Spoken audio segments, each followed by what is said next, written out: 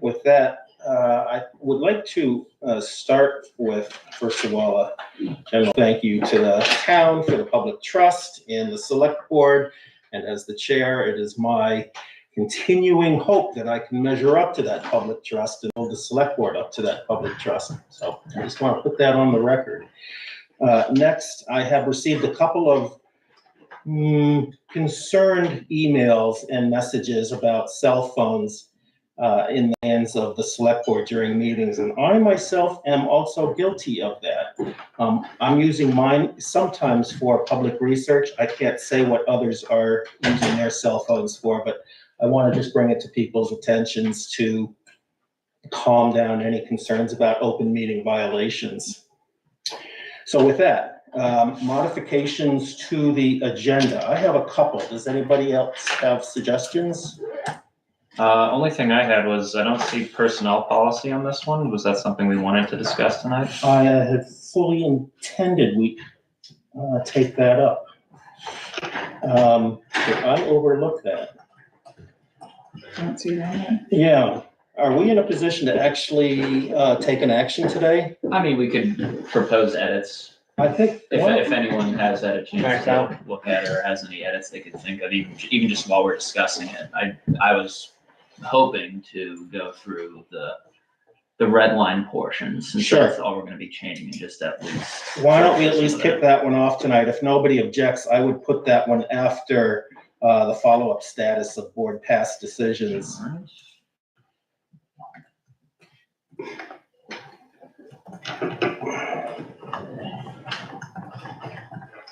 And I'd like to add road plowing at the end, maybe after road commissioner discussion. And also, Deb, you had suggested we should have a quarterly treasury update. Is that this meeting or is that sometime in the near future? April.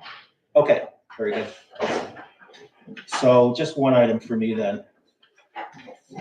Any other additions to the agenda, modifications? All right. Approval of meeting minutes from March 9, 2026. I'll take a motion. To approve. Sean approves, moves, second. Kathy seconds. Any modification or proposed changes? I have one, Hannah. I think we should note that Wade left on a urgent matter right around or at citizen concerns. So the vote to enter executive session, I think, was 4-0.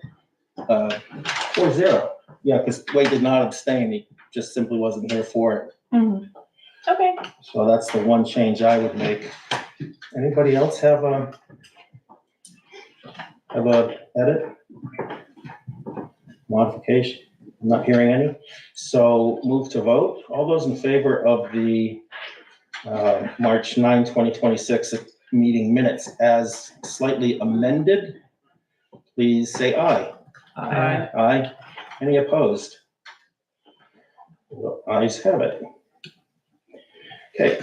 Town meeting synopsis, discussion and action. I believe it was in your packet or in your email. Hopefully everybody had a chance to look at it.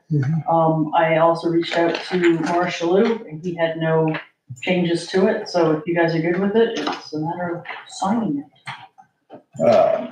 Is this an action we have to vote on? Yeah, I would Yeah. just, Just, I'll make a motion to accept it. yeah, can I have a second? I'll second it. Thanks, Wade. All right, so any discussion about that? In my opinion, it's a pretty straightforward matter. The articles were the articles and it went through pretty straightforwardly.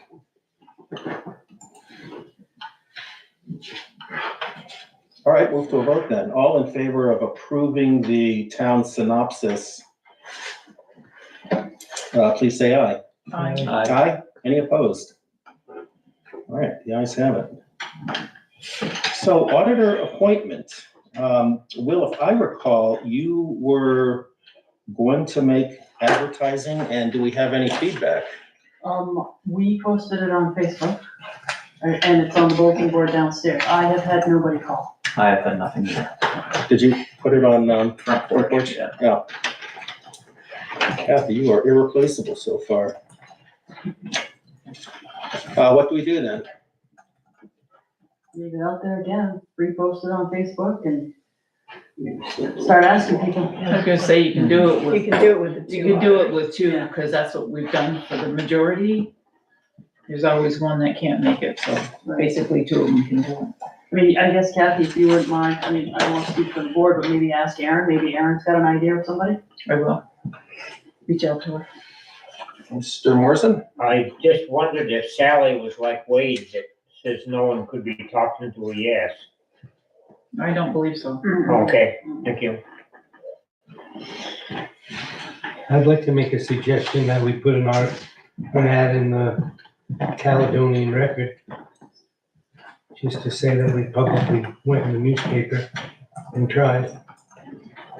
If that's the wishes, then I can. What's the cost on that typically?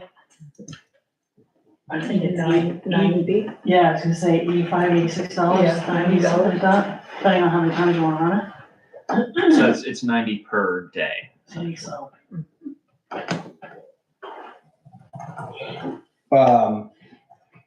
Well, Sean, make it a motion and let's see how it goes. I'll make a motion that we advertise in the Caledonian Record for the town auditor position. For how many days? For how many days? One's fine. Anybody want a second? This is for discussion purposes, not approval. I'll second it. Motion and second, motion's on the table. So $90 to put a one-day ad in the Caledonian Record, $90. Worth it? I mean, it would be only for that one day, and you'd hope that someone would see it who reads the paper but isn't paying attention to town interests. I think even though it relies on leveraging all of our individual personal networks somewhat based on, who we know in town, asking targeted people if they'd be willing to do it might be more productive. Because the other thing to think about is if we put it in the paper, it has to be a Waterford resident. Yeah, Right. so, It has to be what, I'm It sorry? has to be a Waterford resident, right, Heather? It does. Yeah, that's what I thought. Whether or not it's in the paper, the auditor has to be a, Waterford Yeah, resident. Waterford Yeah. resident. I think I'd like to see, go back on Facebook or Front Porch Forum or just reach out to people before we spend the $90. We've only done it once, so I think we gotta try some other avenues first. you want it to go to a vote?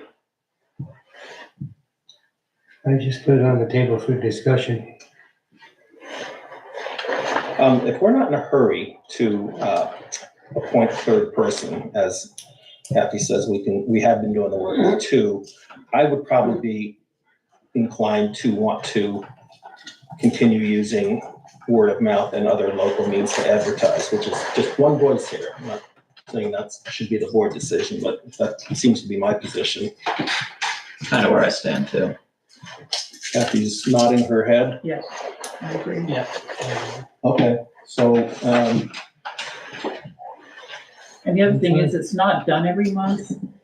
Just for some background, we only do it every 2 or 3 months and do them all at once, so it's not like it has to be filled right now because, And I don't think you were here more than, what, an hour or two? no. all right, so Hannah, why don't you note that informally, the board seems to be inclined to wait, and if it becomes necessary, we will come back to this again in the future, if we can't otherwise informally fill it, the position. We had a motion with a second. We did. Wade moved, Will seconded, but the motion dies right now. Okay, so this next item is a big item. Certification of compliance of town roads, bridge standards, and network inventory. As a practical matter, we need to start discussion and pulling together the resources. We won't be acting on this today. In my opinion, the tricky part of this task is the certification portion here, which requires reasonable due diligence on the part of the certifying party, which is the board in this case, to be familiar with the contents of the town road plans, the bridge standards, the network inventory, and there may be some other parts of that as well, but we need to see those documents. So that's kind of the first order of business to make this certification. And from talking with Deb, I understand we're not in a plunging hurry at the moment to do this, but it needs to be done by probably July or something like that. Is that sort of within the state timeframe? It's when the last two were done, yeah, May or June, somewhere then. Well, let's be quiet. I just pulled the folder back out again, but yeah, you have time. Just because we did it in July or June last time, is that still an appropriate timeline? Okay. How do we get started on this? There are documents we need, obviously. There was a big email, I'm sure that went to Jim can speak to that. Okay, And there's a matter of clicking on it and you go to the state and they have all our. Nope, that's not the right one. Not the right one. I'm still listening. Yeah, you just click on the report and it gives them all for Waterford right on them. And this was something you'd sent to the board last week, if I remember. I think I did. I feel like it was so long ago. It would have come from Logan, I believe. Logan is the name I recall. Oh, yeah, I do. I remember seeing one. There was a bunch of attachments Oh, yep. on it. Okay, so should the board be getting familiar with those attachments and what we're looking for here? I think that's a conversation to have with Jim and see what he needs to do on his piece and see where you guys can help him. Okay, I've never done Jim, for your edification, we're talking about certification and of compliance of town roads, bridge standards, and network inventory. And it'll be a pretty significant lift for the board to actually get to the certification part of that. Hopefully we'll have a road commissioner tonight or very soon. And that will be sort of the start of the official kind of discussion between the road foreman, crew, and the board. As far as what? The bridge standards and road standards? Town roads, bridge standards, and network inventory. Right. This is state of Vermont certification. I think it comes around every 3 years.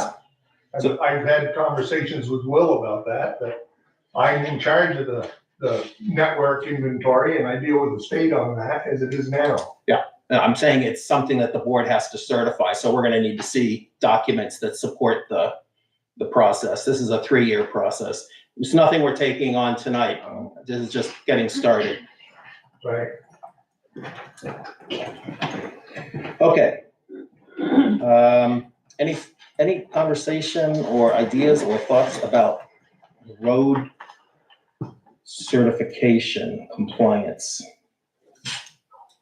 General question to the board members. I mean, Jim and I had a conversation about this on Friday, and my takeaway from it was that we were in compliance. There's online databases for every town that you can look up, and it's just kind of a rotating door of bringing roads up to standard. And as of right now, what Jim showed me on that database was that we were compliant. I don't know if Jim, you can speak to any of that, fill in any details that are kind of. It pertains to mainly to hydraulically connected roads. And we're supposed to upgrade so many roads, and there's a process in doing so. There's different categories that are involved in order to make them compliant. And so our goal and the objective is to fix up, prioritize hydraulically connected roads so that you don't get sediment and drainage issues and stuff like that that go into streams. So we have a network set up with the state, and that's where this grants and aid grant comes into play as well. That we can apply for grants in order to, and we get awarded so much money so that we can help the town become more compliant with hydraulically connected roads. Okay. But we have a certain percentage that we're supposed to do each year to make them compliant, and that's what our goal is. What's the best way for the entire board to see the data, the maps, the documents, whatever it is that puts us in compliance with the state? I'm sure that Will can, I showed it to Will, I can send it to the board. Okay, let's start with that, please. Yeah, And then if I can add, I believe we got an email today, grant of aid is due May 1st. yeah, so we gotta apply for a grant to me. I'm also applying for a class 2 permit, for paving on the crossroad. I wanna do a section where the bridge, where the underpasses are, where the interstate is. So I've gotta compile, prices for materials, line up paving, and get that submitted to the Logan Perrin, for consideration. We're about in the middle of the pack. We did get the grant, for the paving on Daniel's Farm, but, like he said, it doesn't hurt to apply, and it all is, dependent on how many people will apply ahead of us. But like he said, you're in the middle of the pack, it isn't gonna hurt to try for it. So that's what I'm shooting for on that as well. Thank you for that. I have a question. Yeah. So I noticed on some email that I was reading that we have to apply for the grant, and you asked for it to be printed. I wanted it in paper form. Logan, I met with him about all this stuff the other day, and he gave me a copy of it. So you're good? Yeah, so I'm good on it. I've just gotta compile the prices and get it back to him, that's all. All right. So, the first action item on that will be, the foreman forwarding email documents to the board for review. And we'll see where we get to by the next meeting or two. And I guess I point out as well that board homework would include diving more deeply into the email Deb circulated last week regarding the certification process. And I need to get into that as well, so I have homework as well. Okay, anything further on the certification of compliance on the town roads? Okay, Sean? Would it be prudent for us to go on a field trip and see these roads and hydraulic intersections in person? More than happy to have you, if you wanna go take a look at them. Then the next question is, Well, hang do on, we go as a group or do we go one by one? Yeah, I was gonna say, if we're gonna do this, I wanna do it as most efficiently as possible. There's not gonna be a whole lot to see right now. Right. If you We do it as would a, have to wait if a you do it bit. as a group, you gotta You warn. gotta, you gotta wait until you've got, until the ground's clear of snow. Right. And the public would have every right to attend as well, I presume. Oh, absolutely. And I can actually, we can pick a couple roads that are off that inventory. They're categorized as very high, high, moderate, low. We'll pick a couple that are very high, and we'll go over the categories, there's different categories as far as grading of the road, berm, rill, this and that, which I'll educate you on. And then you can actually go out in the field and you can see this firsthand yourselves, exactly what takes place. So you'll have a lot better understanding of what we deal with. I'd be interested. I don't know about the rest of the folks. No, sign me up. How about we revisit that when the weather gets better Sure. and we'll figure it out. Yeah, towards the end of the mud season, if we can do that. So I guess we'll come to that working meeting in late April, if we're having one. Might be May. I'm gonna be optimistic, but I guess we'll take it as it comes. Okay, is that all for certification of compliance at this time? I'm hearing no comments further. All right, so let's come to town garage mold inspection / testing and town garage project. I'll lead off briefly with that I was with Isaac. I can't remember his last name, from Top Cleaning and Restoration in St. Johnsbury. This is about a mold inspection. We did a visual inspection, and as I said in the email last week, we took 2 samples of something off the wall that we presume is the black mold, but we don't actually know that yet. And I raised that as an interesting point because we did 2 air tests in 23, I believe. 3 air tests from inside the garage and 1 ambient sample from outside. And all the tests came back at nearly equivalent levels, low levels, indicating no significant mold in the air in the garage. So that sort of leaves the question open. What exactly is growing on the wall? Could it just be a really bad case of mildew? So hopefully we're going to have that answer shortly. I presume no information has come back yet. I would expect that in a day or 2 or 3 to have information back. We did receive a proposal for remediation, and I don't have that handy, but I recall the number was somewhere around 25,400 or Somewhere in there, yeah, under 26,000, which is a bit of a surprise given prior discussions I'd had with Top Cleaning.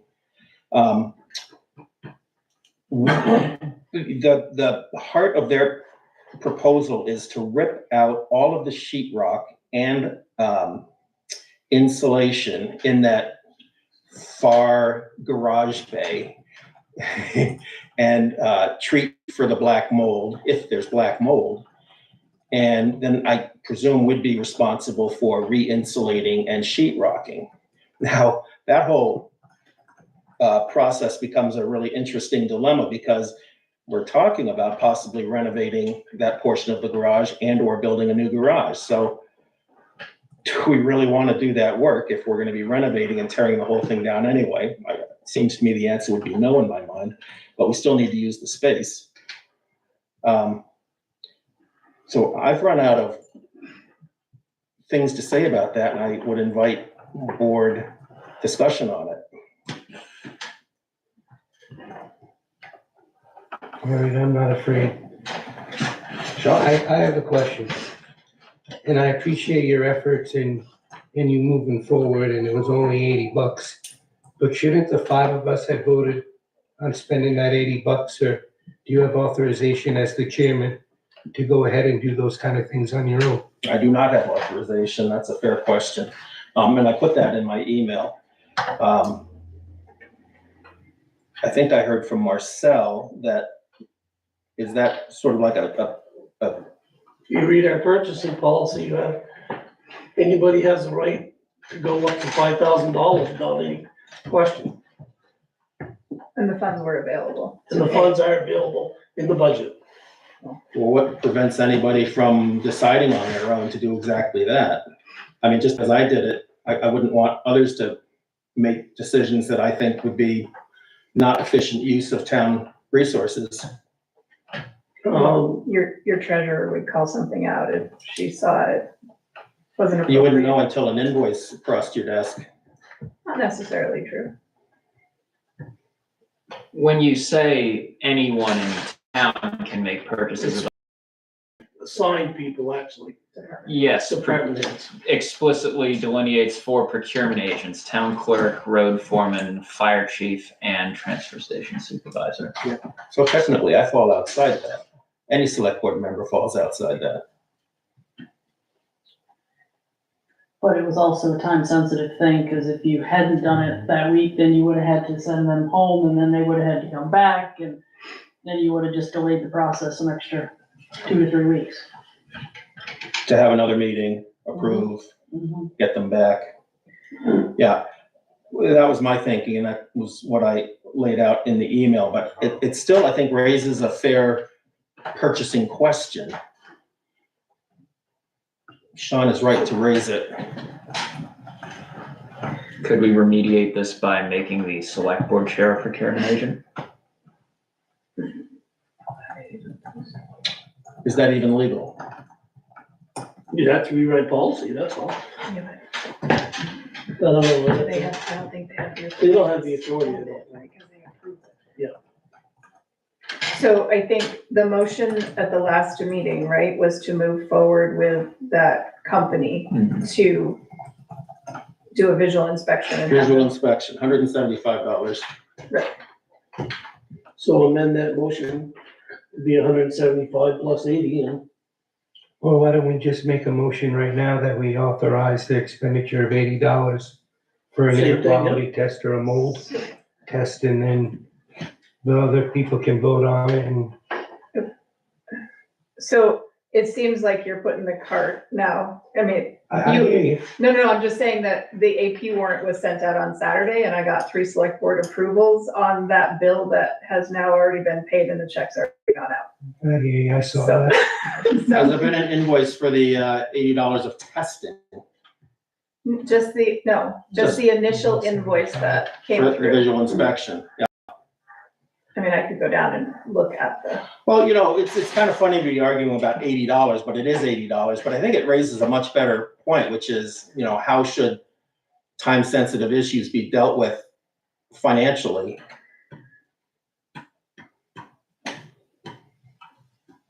I remember hearing people talking about it when we were talking purchasing policy. And it was brought up about emergency repairs and stuff, and things needed to be done without going to the board for their approval, so.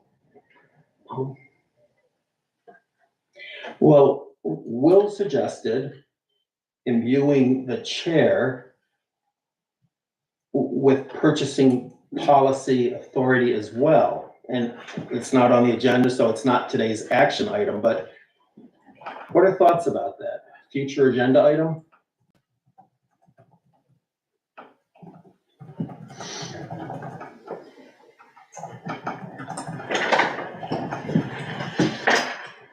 Just don't order a fire truck, that's all. Yeah,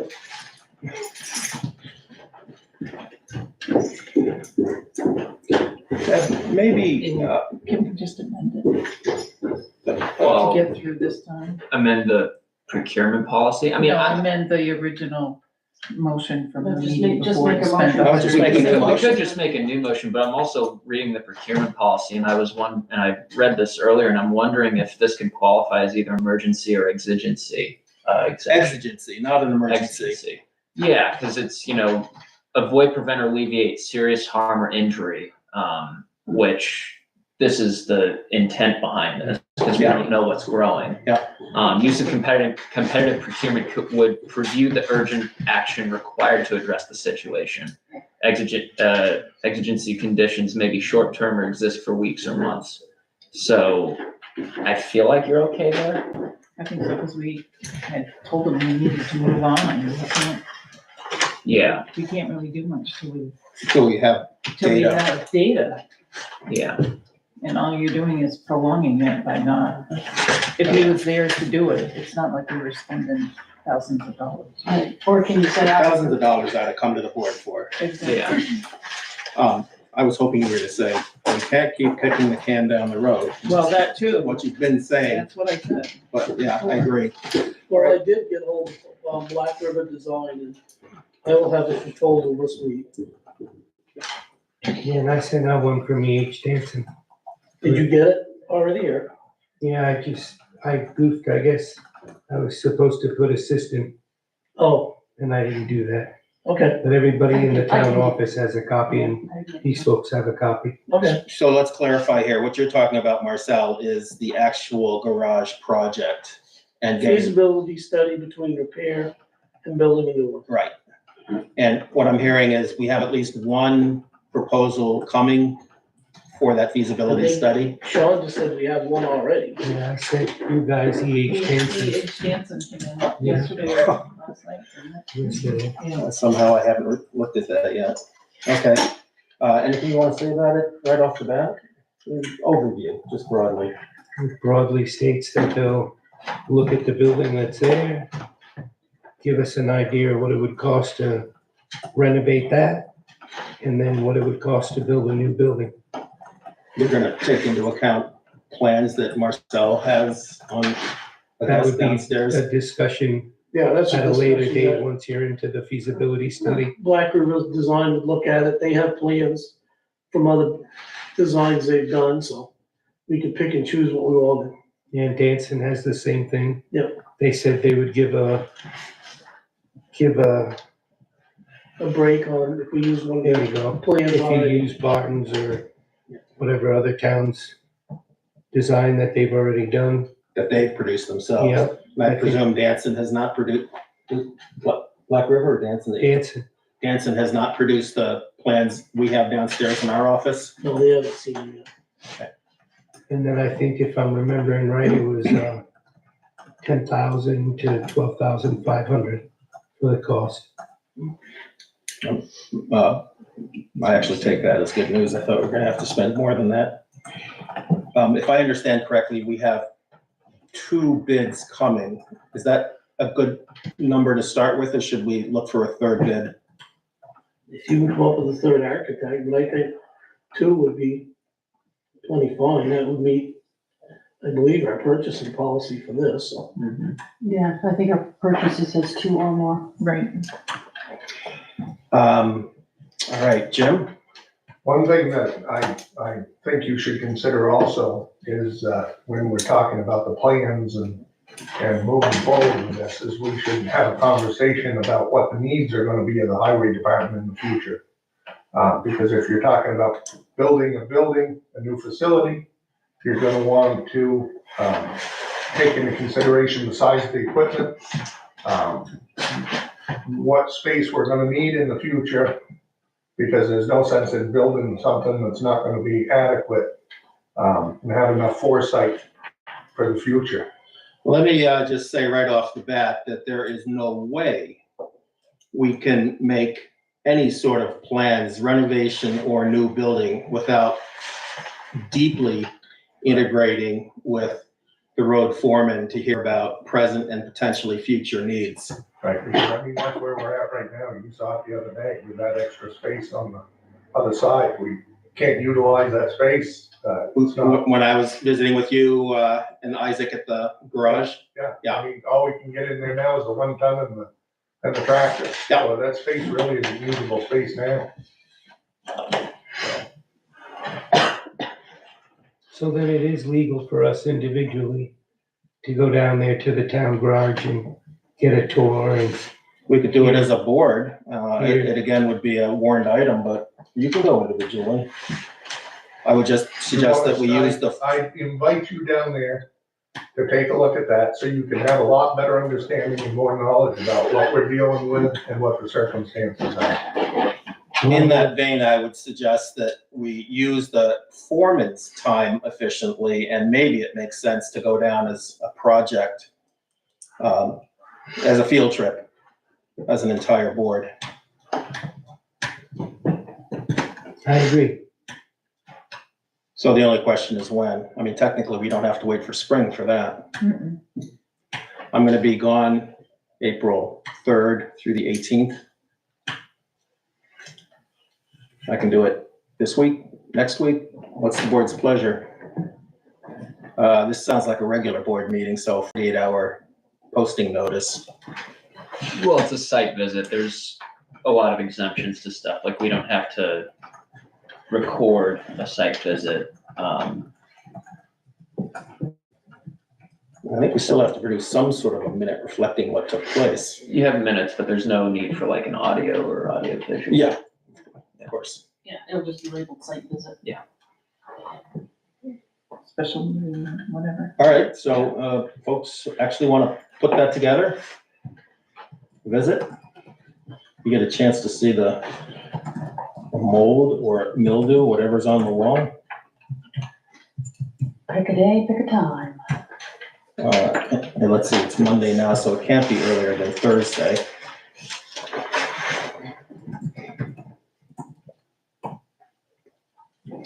Thursday's the 26th. Or the following week, Monday the 30th, 31st, Tuesday. Wade, you probably have to exclude yourself because Most likely. you have a day job. I was gonna say that during the day, I couldn't do it either. Yeah, I would wanna go at the end of the day too, I just, 5 o'clock, 6 o'clock? 4:30. Wait, when are you good? This time of year. I mean, I would plan, Midnight? I would plan it for you guys, and if I can be there, I will absolutely be there. At least 4 of you will be there. Well, I have no restrictions. Kathy?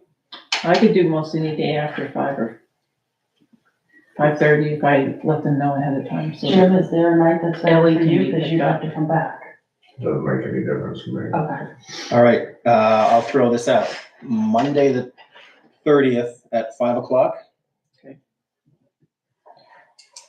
That was too easy. That's gonna work? Works for me. Hannah, can you make up that agenda and send it to Gavin? Yep. Thank you. And by then, maybe I'll have Black River's proposal and then we'll have them both on the table, so. That would be useful. So Hannah, it's just a site visit, town garage, public welcome, Jim, And Monday, March 30th at 5. correct, at the garage. Jim, is there any way you can flex your schedule so it doesn't cause overtime? I probably can. Yes, please.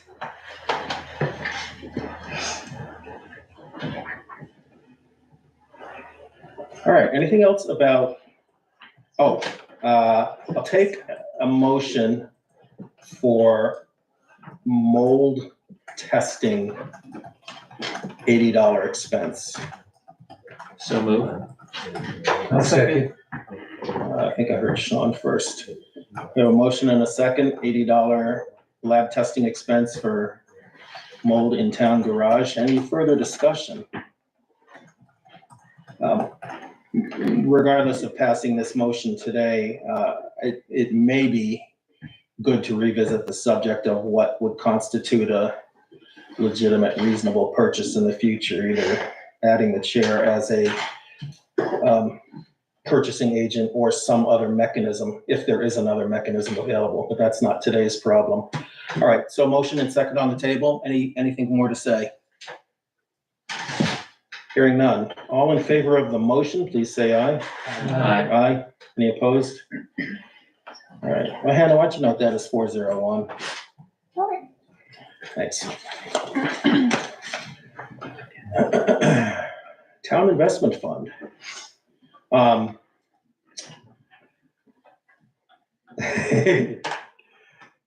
Let me say that things are already coming together, not quite at a dizzying rate, but they are progressing.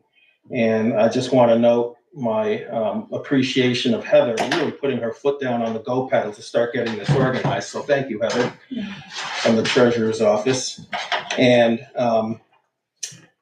we are setting up meetings with bank investment advisors. I think we've got 2 in the works. We're targeting maybe as many as, well, 5 total right now. I'm going to be reaching out to Fidelity Funds to see what they can offer. And the only reason I'm doing that including Heather's suggestion of reaching out to, who was that, the other big one, Paul Jacobs? Edward Jones. Edward Jones. I was thinking of an investor and investment advisor in Hyde Park named Paul Jacobs, who was relentlessly persistent about gathering business. Anyway, Edward Jones. Fidelity is approximately 9 times larger in assets under management. So I just thought maybe they have something interesting to add to nonprofit or municipal investment funds. Anyway, that's the current status. We're going to start interviewing investment advisors at these various investment houses. Tim? Hang on a sec, Dave, I'll get right to you. I'm getting really good feedback from Erica Lavalle in Sheffield, who I have now numerously cited and praised for their investment fund, which currently sits at, last she said, was 4.7 million for a town of 600. And the question was how she feels their investment advisor is doing in what I see as a really, really tricky global financial market right now. And she continues to be thrilled with their advice and performance. But that is always up to future feedback as well. So, lots of questions, lots of continuing research. Dave? You were just compiling a list of, I just wanted to throw in Stifel Nicholas. Their office had been in, St. Jay. building next to the old St. J house. They just moved down on Western Avenue in Jim Impey's building. But they've done well by me, so wanted to add them to the list. Heather's, treasurer's office kind of driving this right now. I think the more the merrier, but at some point, we don't want to make too much work for ourselves either. Just a name, just throwing it in. Yep. Noted. Thank you. I have a question. If we were gonna go down that road, is it just like building a town garage? It has to go before the town meeting and the town has to vote on it? Well, Or can we make that decision on it? good question there, Sean. It is my understanding that the board can and does have the authority to make a decision like that. But I would also note that it's a really big decision and it probably ought to involve public feedback and public input as well. And I think we should absolutely pay attention to that. So the answer is no, but politically and good government wise, yes.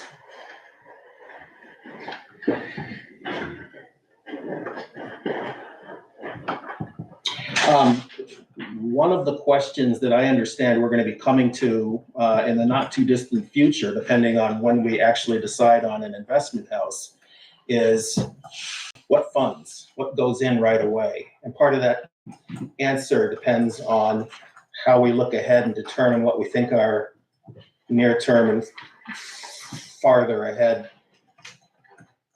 asset needs are going to be. Because the problem with money is you can put it under your pillow and use it immediately, or you tie it up in an investment, but it may be a little bit illiquid getting it out at the right time in the market in order to be able to use it for a project. So that takes planning. That's why we have a good investment advisor at a bank. We don't have to solve that problem today, but we're going to be coming to that problem in the near future. Just an FYI to the board. Any questions about that? Where does the money come to fill up the investment? I'll let Heather answer that, or Marcel.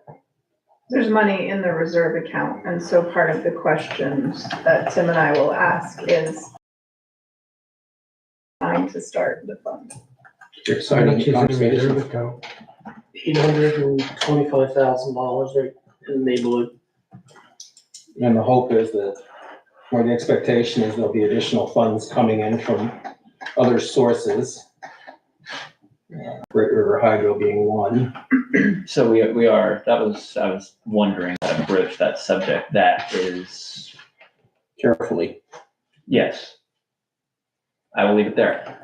One other idea I had though, at every town meeting, there's a vote whether to apply budget surplus to, defer the cost of taxes. Mhm. We can just change that motion or make a subsidiary article to say, hey, should we transfer it to the investment fund? So knowing that you just voted in March for anything for this year is automatically going back to the tax. There won't be a surplus. There won't be a until surplus. FEMA line of credit is paid off, so we have a couple years for that probably. Yes. This is a really silly question. I don't have an answer to it, but because we voted at a town meeting, that is now written in stone for the year until changed in the future at a, Heather, correct me if I'm wrong, but it's set for this year, and if we wanna change the article for next year, we can. There won't be a surplus this year anyway, so it's a moot point. academically, if we wanted to change it this year because maybe we were expecting a surplus, doesn't matter. That's the decision. Taxpayers voted, yes. You could always call a special town meeting, Well, that's what I'm wondering. been done for other reasons. I don't know how the rest of you feel, but this is actually a pretty interesting conversation. I think it's worth looking into.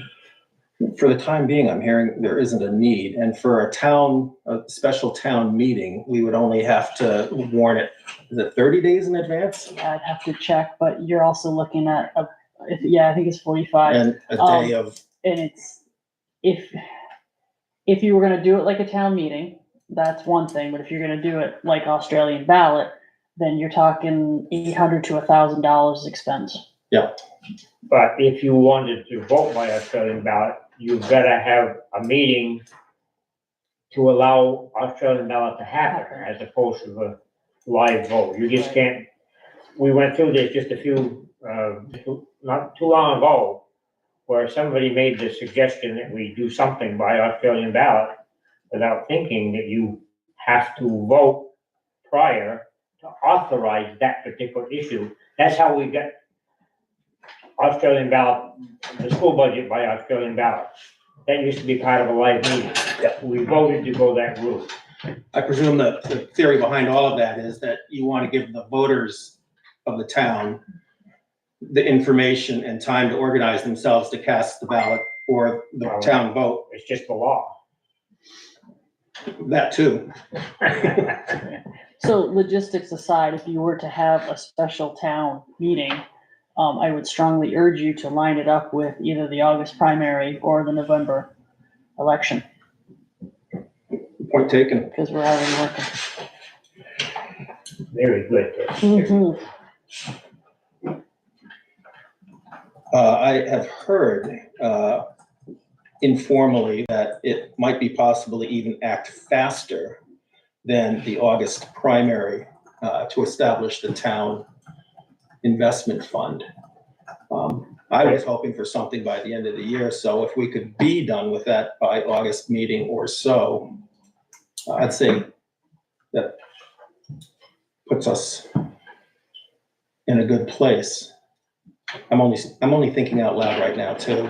But the August and November things are strictly Australian ballot at the moment, so you would have to have a meeting to vote by Australian ballot on your chosen topic to have it that day.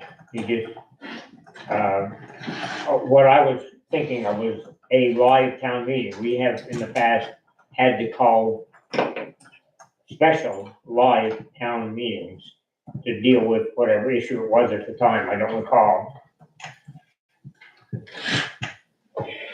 All right. As I said, we haven't got any money, so.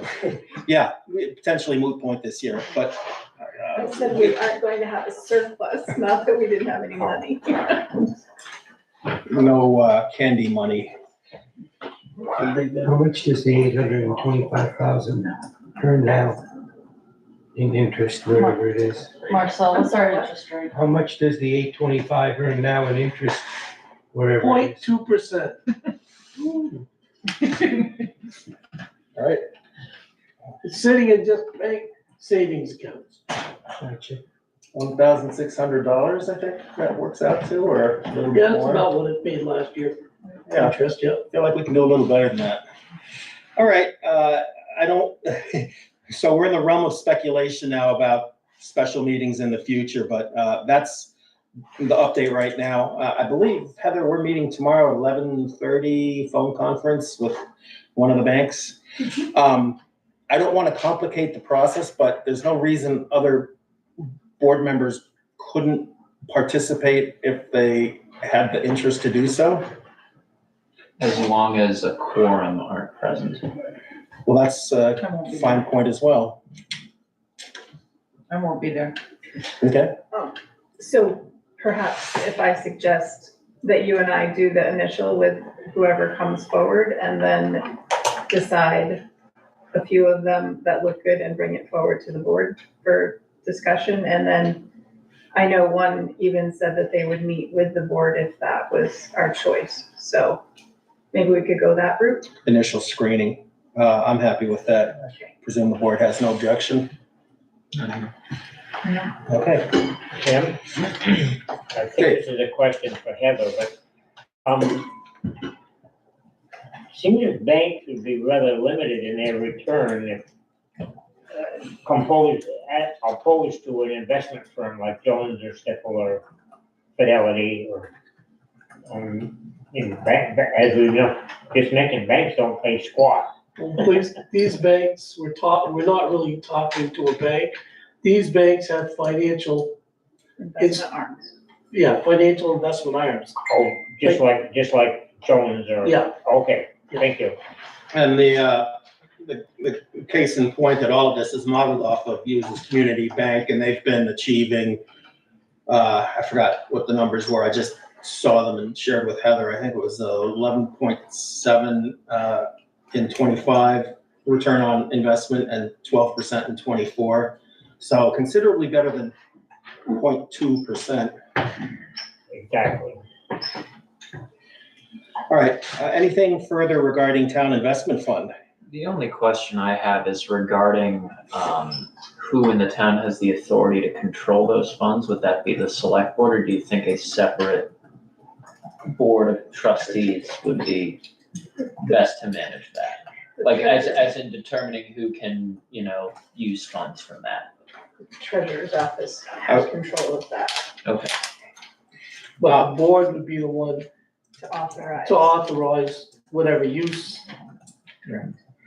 Well, I guess my question is, say the cemetery committee wants to use some of those funds, or, the zoning board for whatever reason. We don't have that many committees. Would they go through us, or would they go through you? So they would talk to me, and then a proposal would come to the board for discussion and agreement.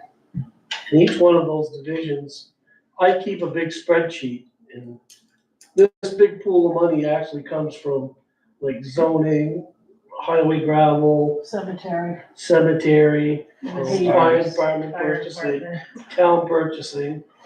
I've got like a huge spreadsheet in Excel that I keep track of it every month.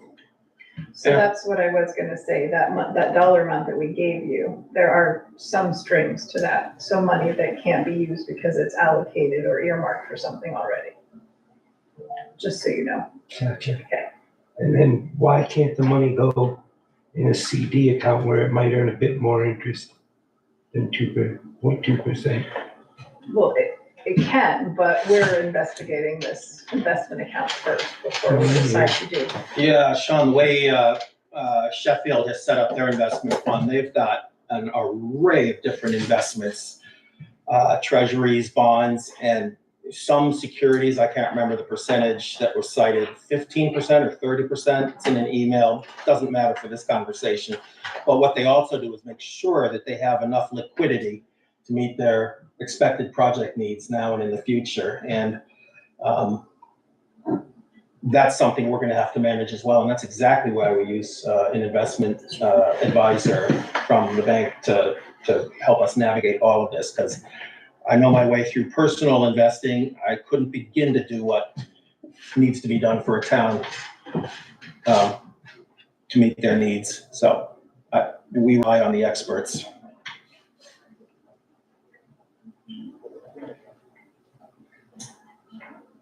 And a side note, we did make a huge, deposit on our line of credit the other day. $515,000, so. Not to stop the interest on that. Yep. Anything further on town investment fund? Okay. Moving on. Follow-up status of past board decisions. Video cameras on Slate Ledge Road. I think that was you, Will.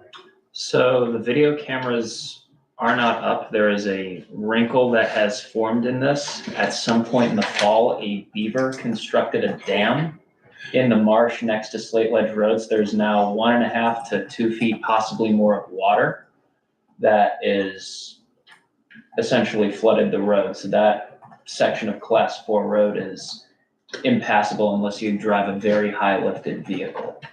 Does that also solve the problem we were trying to solve? So full disclosure, I was aware of this in the fall, and because it kind of tacitly solved the problem, I neglected tactfully to mention it, but it is still an issue in that if this is a class 4 road and people want to use it, they can't reasonably use it, and there could potentially be risks. I could see where if someone wants to go down this road and sees it on a map, and they do, they could very easily flood their engine. I personally almost did that to my car when I tried to cross it foolishly one evening, thinking it wasn't as deep as it looked. Turn around, don't drown. Exactly. Well, I made it across and then realized, oh nuts, I have to make it back across.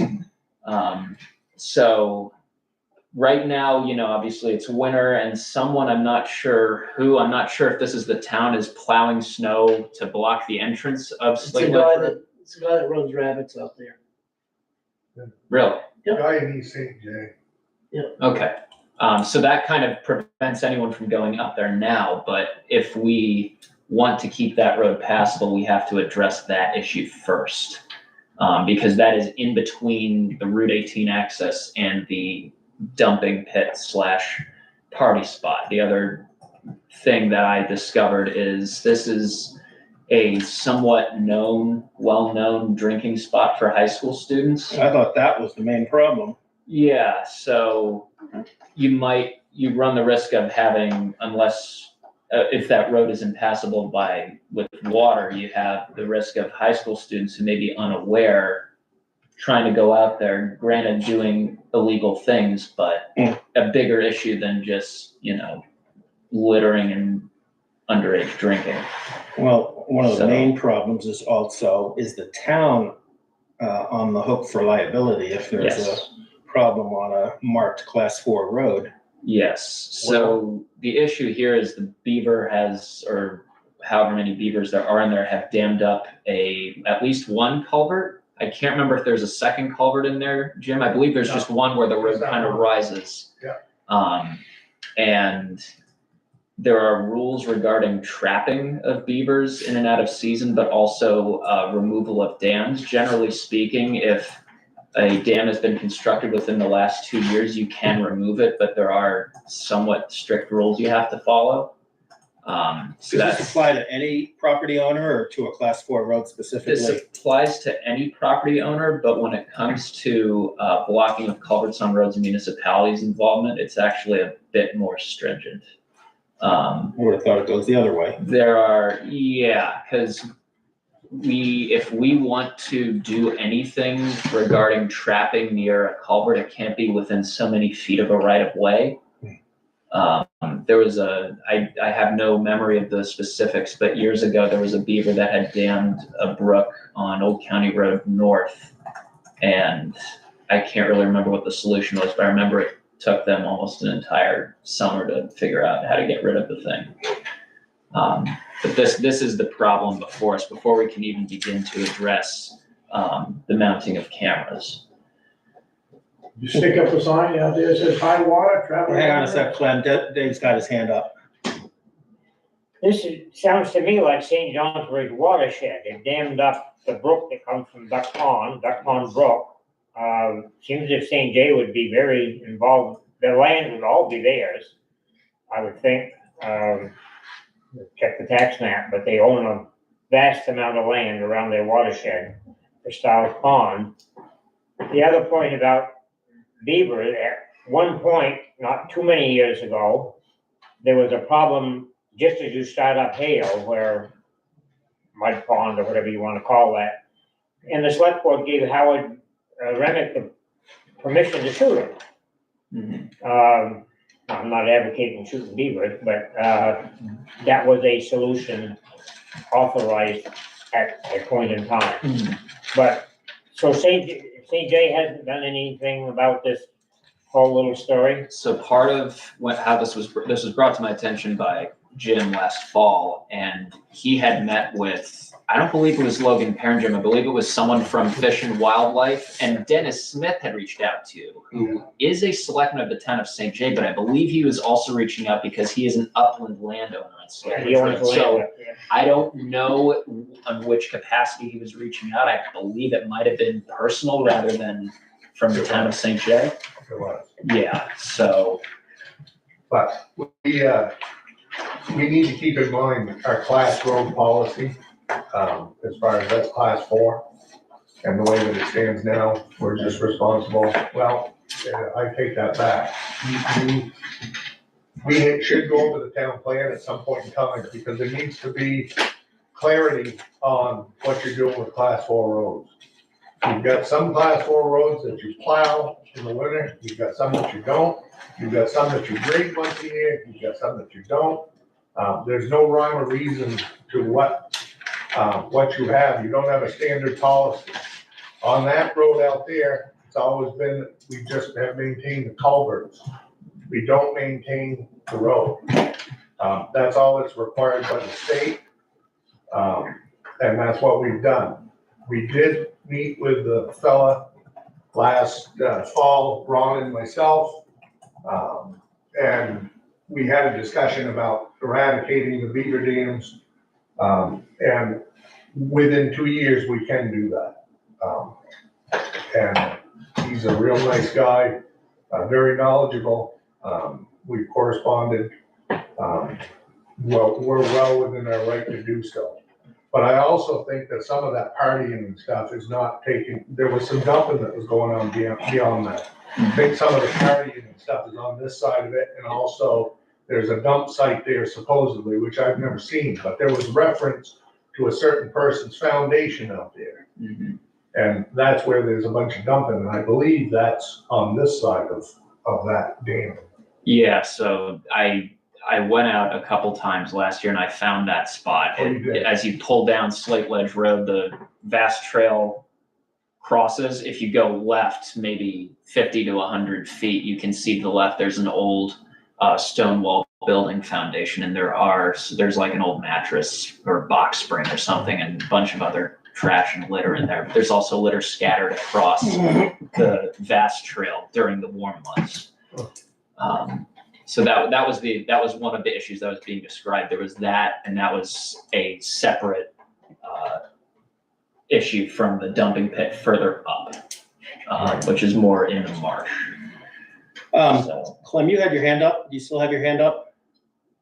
No, I just said put a sign out there, said travel at your own risk, high water. I think if it's a designated town road that the town is somewhat responsible for maintenance and or passage, we probably have a little more liability than that. So, I'm just thinking out loud here. so to give you an idea, the fur bearing trapping season for beaver is October 2025 through March 31st, 26, and October 24th of 26 through March 31st, 27. Do we need a permit to do that? We have, We have connections. I have fur trappers that I work with. They're approved by the state, by the Fish and Game Department. They have certain paperwork that they have to fill out and abide by. I've used, can't think of his name. There's a kid that I used. Greg Ross. Yes, Greg Ross. I used him once before down at the intersection of Hale that David had referred to, Hale Road and Duck Pond Road. And he saved a bunch of beavers out of there then. Well, let's jump to the point. Is there any cost associated with this? There was some banner going back and forth. He negotiates. He has, depending on the time of the year, depending on the pelts, if he can get anything for them. But he usually negotiates per beaver. So that's a board issue. So he never submitted an invoice for that incident that Jim's talking about. So we didn't pay him to do that. If the foundation, Dave Morrison, if the foundation that Will was referring to is near 18, I just know that road is the Glen Cheever place was yes, not too far in. That's it. that's Like the the Kidder that's the Road. place. That's The Kidder place, the Kidder Road, and Old County South on the upper end was Rob McQueen's place. Just no record of it now, but us old folks know. Are there benefits to making the road passable? And is it a requirement of the town to have a class 4 road be passable? No. So then if the answer is no and no, why wouldn't the beaver be our free natural security guard? That was one thought I had.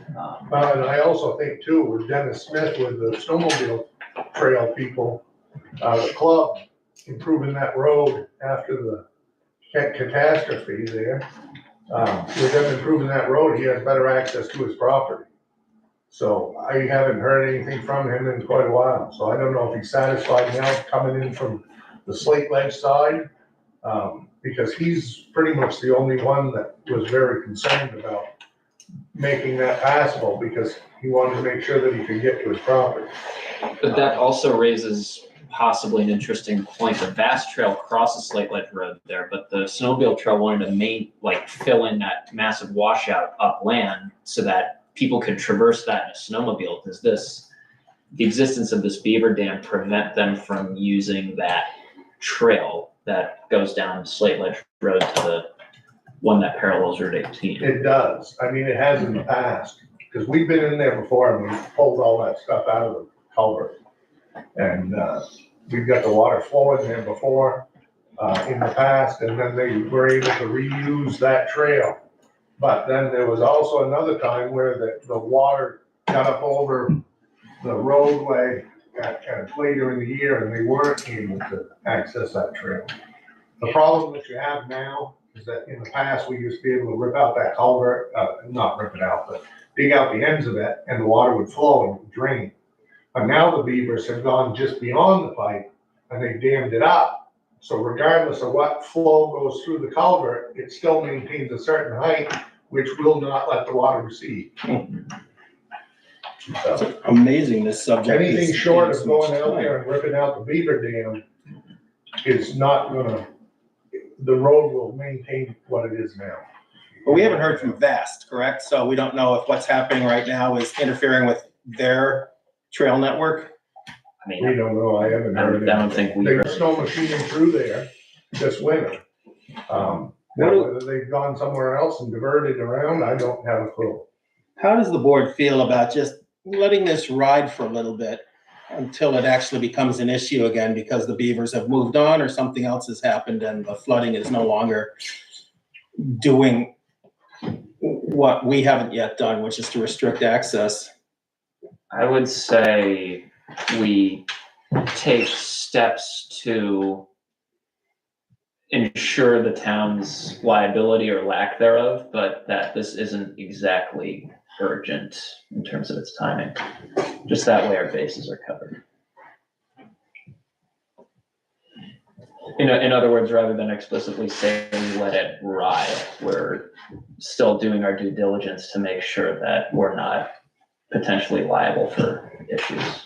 I support any reduction of town liability. What other municipalities usually do is they stick up, and we've done it in the past, we put up signs on class 4 roads that say pass at your own risk. Clem's idea. That's just one of those. That's what they have up on our road, Yeah. right by the end of Charlie's. I think there's one on Yeah, Blodgett Farm too. so that's my point, is that's how we deal with that. A few $100 to sink a sign into the ground? You what? Few $100 to sink a sign into the ground? Yeah, you're probably looking at $250 to $300 for a sign. We were talking about video cameras, not signs. Is this something we ought to come back to? Well, I think it segues into the sign discussions for the later points. Yeah, but also I think the sharp curve signs as well that were brought to our attention. I don't know if you saw the email from previous chairman Ron Gray. I came across our desk this evening. Yeah, we missed the opportunity to put that on the agenda then, under modifications. All right. Well, let's see. Dupree limit request, Suter Road. Which is a signage request essentially. Yeah, I don't know. It feels a little bit thin doing the Slate Road action with this, but what does the rest of the board think?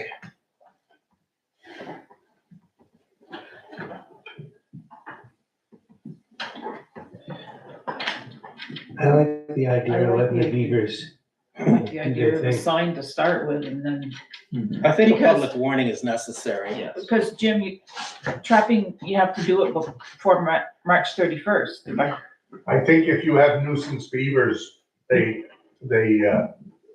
there's other You can do times it that you can anytime. trap. You just need. I would have to permission. check in order to find out exactly when they can do that, but I believe, that you're not bound by the standard hunting season rules when you're dealing with nuisance beavers. I think that's what happened on Mad Brook when you did those. I think it was, What? but when the Mad Brook a few years ago, when they had them right there on the right, I think you trapped Yeah, them. You trapped them later than that. Yeah, they had a dam set up, they actually had a dam right underneath the bridge. Right.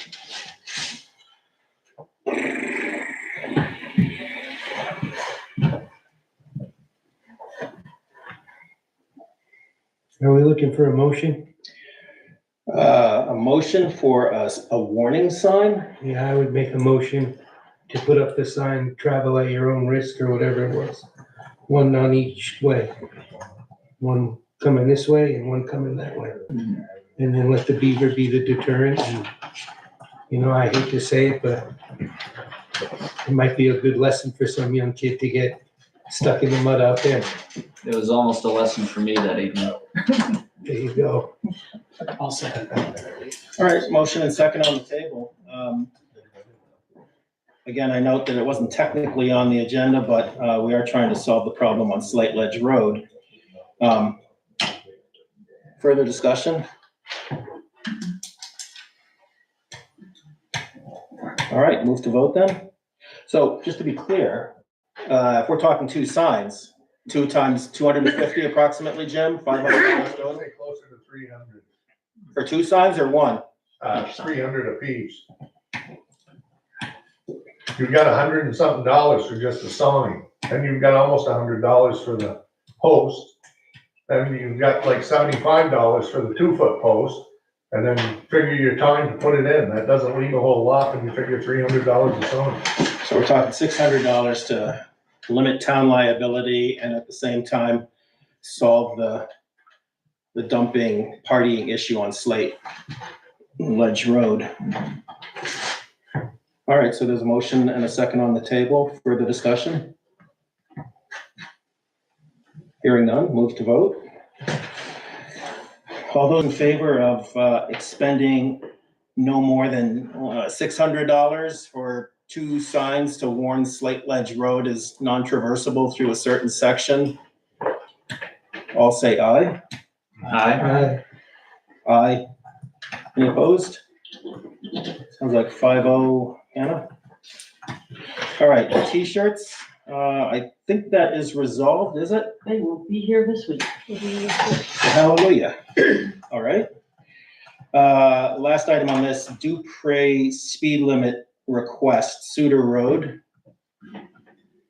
So this was a gentleman, who essentially wrote to us or called the town clerk and she referred it to us, requesting that a speed limit sign be put in on Suter Road, because he was having issues with people speeding, going out. It's a one-way road off of Daniel's Farm Road up near the interstate. And there were issues of people speeding. There's one section where you come up a steep hill over a piece of ledge and then back down the other side. And it's not a very wide road because of that ledge in there, and it's a line of sight hazard. And there were people who were speeding through there, potentially joyriding, and concerns that there wasn't signage on that road for speed limits. I can't remember what we discovered up there for signage. I don't think there is a speed sign there now. No. That probably wasn't. It had been brought to my attention that what we need is a sign that warns the speed limit is 35 miles per hour on Suter Road. Yes, that's. Your traffic ordinance says that as well. Yes. Well, did I understand that it is you said a one-way road or just narrow enough that cars have to pass carefully? It's narrow. You go in and out, there's a house on the end of that road. It's a dead end road. Yeah, it is a dead end road. Okay. It used to go all the way through and connect with Hale Road, but then it was discontinued a portion of it. Okay, So it's a dead end road and you have to come back out. I see. Anyway. all right, And there's the farther portion of the dead end past a certain person's driveway is class 4, going all the way to the Achilles place, which is at the end. all right. Anybody want to make a motion for a 35-mile-an-hour speed limit sign on Suter Road? So move. I'll second it. All right, well, why don't you carry the motion and Kathy will second. Any further conversation about a sign? Jim, I presume you will look to the best location to warn the speed limit? It's usually at the beginning of the road. Yep. All right, any further discussion? Move to a vote. A 35-mile-per-hour speed limit at the beginning of Suter Road. Please say aye. Hi. Aye. Any opposed? All right, 5-0. I just have one question about that. Jim, Now Heather, is that coming out of their budget or mine? Well, there's money in the signs line item in the highway department, Right, right, but there's no money in the select board line items to pay for signs. right, okay. I just wanted to double check because that's one thing that we have to keep in mind is we're limited on our funds in the highway department for signage. So just keep that in mind. okay, thank you. Just as a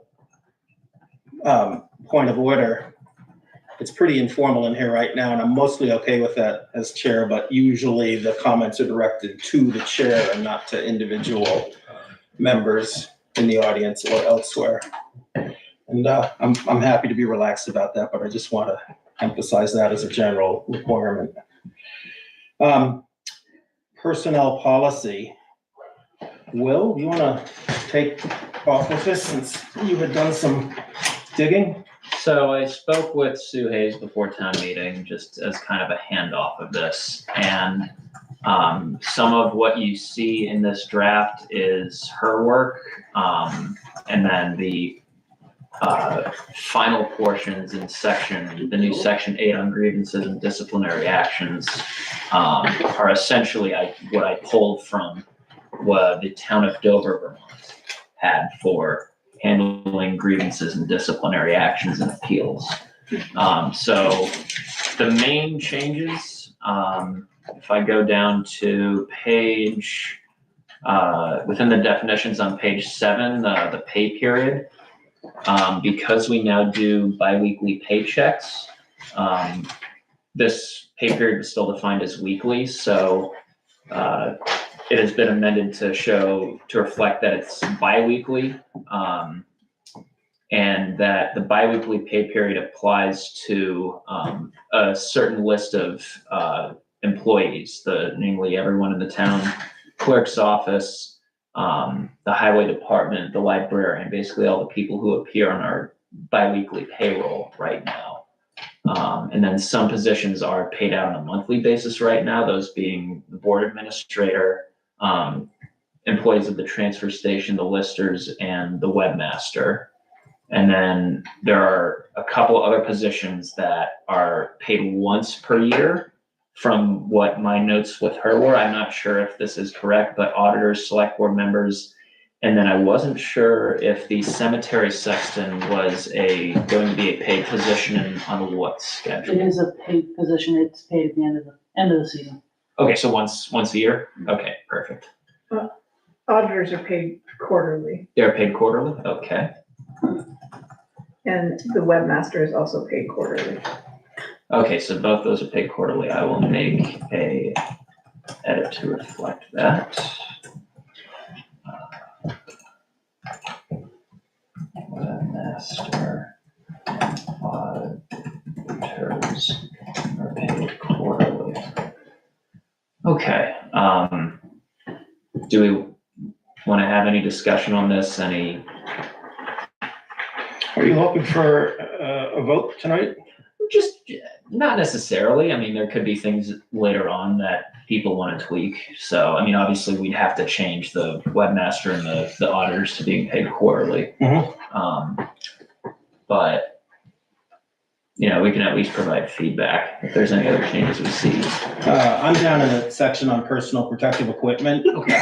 VOSHA requirements. Your last line is, the town will provide these safety items to employees at no cost. Yes. Was this the discussion about how we compensate employees if they're purchasing it themselves, but on town money, like taxable benefit or non-taxable benefit? So this relates to part of what was discussed briefly in the organizational meeting. I remember Marcel providing input on this as far as how certain things are taxed and that wording and when Sue brought this to me, she said that this was wording that might help make this, I guess, make more sense for the town in terms of what benefits are taxable and not. Whether or not the town will provide these safety items to employees at no cost, that was language that Sue had included in her draft. This was in the draft that went before the board at the February 9th meeting. I'm not sure if it was at what length it was discussed there. I was not at that meeting. But you know, it is a pretty hefty sentence. You're correct, Tim. Like the town providing these to employees at no cost. There was a lot of conversation about what was taxable and not taxable on February 9th, and I'm not sure all of it was necessary, the length of that conversation, but as long as we're clear on VOSHA required safety gear for town employees ought to be provided by the town and not as a taxed benefit to the employee themselves. I presume nobody would object to that. Safety shoes are untaxed. Say again? Safety shoes are untaxed. It's right in the IRS municipal guideline book. But most of the times when I get bills, people aren't telling me they're safety shoes. I had one the other day. They were ANSI boots, and he didn't get taxed on them.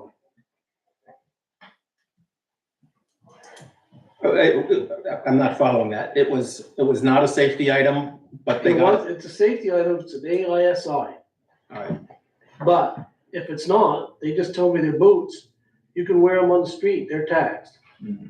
Well, if they don't meet the definition of a safety requirement boot, then we shouldn't be paying them for it. Well, they can get it out of their $250. Gotcha. But the $250 is taxed. Yes. Okay. I don't know that we need to kick that around any further. Town Highway Department work clothes reimbursement is a taxable fringe benefit. That's for t-shirts, but not for safety reflective vests or anything like that? That's all supposed to be supplied by the town. That's also fine. All right. So when they buy khakis for working and, we don't supply shirts, but if you can wear a pair of pants on the street, they are not, they're taxable. All right.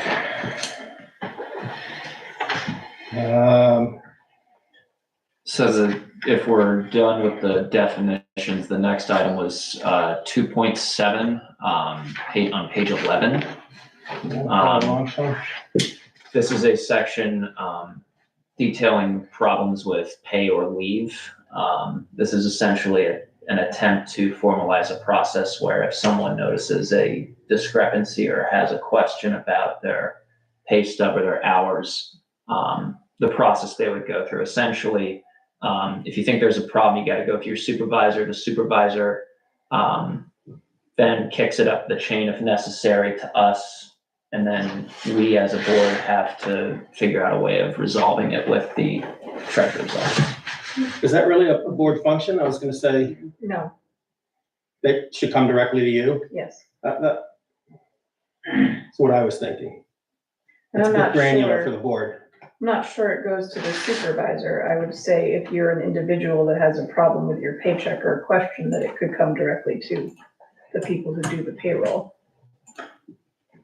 Okay, so you would rather this go directly to, okay. All right, so we're gonna have to come back to that, but, Okay. let's note, what the treasurer's office has said.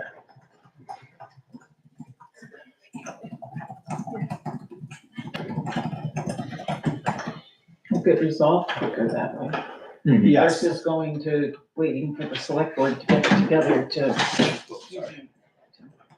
solve that. Well, I'm noting your, update of town contact information in section 6.5. 6.5, yes, that was just to clarify what the select board at waterford.gov, email goes to. Because the language said all members, but that also goes to the town office as well, just to clarify that. Which brings up an interesting point. I think it was the Caledonian Record recently published their survey on which towns received good marks for transparency and openness. And apparently Waterford is doing quite well. There were some surprising towns who were doing a slightly better job than Waterford, but not by much. And so I take that to mean we're not doing badly, and there's still areas we could probably make it easier for the public to access government and make it easier for employees to navigate government issues as well with the town. I saw that headline too, not to interrupt, but I know there was an image they included in the article that detailed how they formulated their stuff, and we had like 95 out of 100. Did you happen to notice what the 5 we got docked for was? I didn't read it at that level of detail. I was just enjoying the fact that, according to the Caledonian Record, we're not doing badly. I'm looking for the document on my phone right now. Mr. Chair, Yes, it was the weekend edition, I believe. you're right. Yeah, Maidstone took the top honors. the top honors, yeah, the tiny town of Maidstone. At the very end of the little chart, there were some towns that had 0. Yeah. I don't have it on my phone, but I just wanted to point that out. So when Will is Yeah. making the Caledonian's right here, isn't it? Might be a copy right behind you. I don't know that we need to get into that right now, but good reference for in the future, what we can do to make things better. And I think we should always be mindful of that. So grievance and disciplinary actions. Well, I guess the first question I have is Dover, interesting location to go to for a policy template. Why not VLCT? Well, the Dover one, seemed rather comprehensive, and it just kind of struck my eye. I figured it was a good starting point, since we're going from 0, essentially having no processes, to what seems to be a very robust, robustly structured process. Yep. So I saw that and I figured, hey, this is a decent starting point for conversation. Well, I've had a chance to review this. Is everybody else, Wade? Yeah. Any initial thoughts? I think this is somewhat in your wheelhouse, isn't it? Yeah, it's very thorough. I think it's well written. Kathy?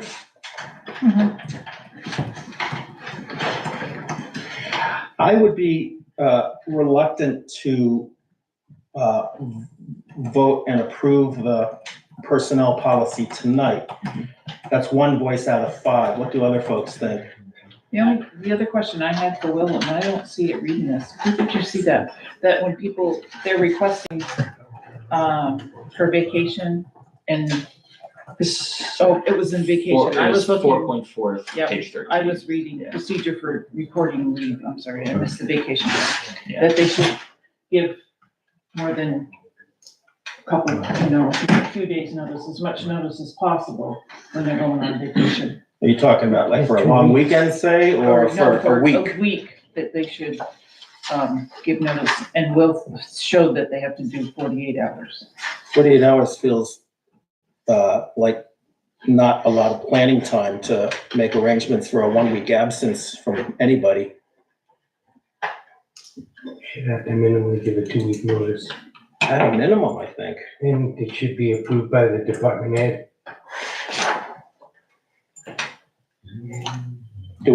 Does any department head approve vacation right now, or is it just a matter of submitting a notice? That's the way that it's written in the personnel policy, excuse me. That's the way it's written in the personnel policy. If you look at the personnel policy, it goes to the department head. All right. Sorry, you said should we increase the notice time to 2 weeks and? Personnel, department head approval? Yes. And then I got another question. Hey, How do you handle it if it's short notice? Say again? How do you handle it? If you're saying 2 weeks notice for any time you wanna take off. Suppose something comes up. You're gonna have to handle it individually on an individual basis, I would imagine. If something comes up, you're talking about it being an emergency? All of a sudden an opportunity arises, something like that. I mean, we try to get along with our employees, and so we want to accommodate them the best that we can while still getting the job done.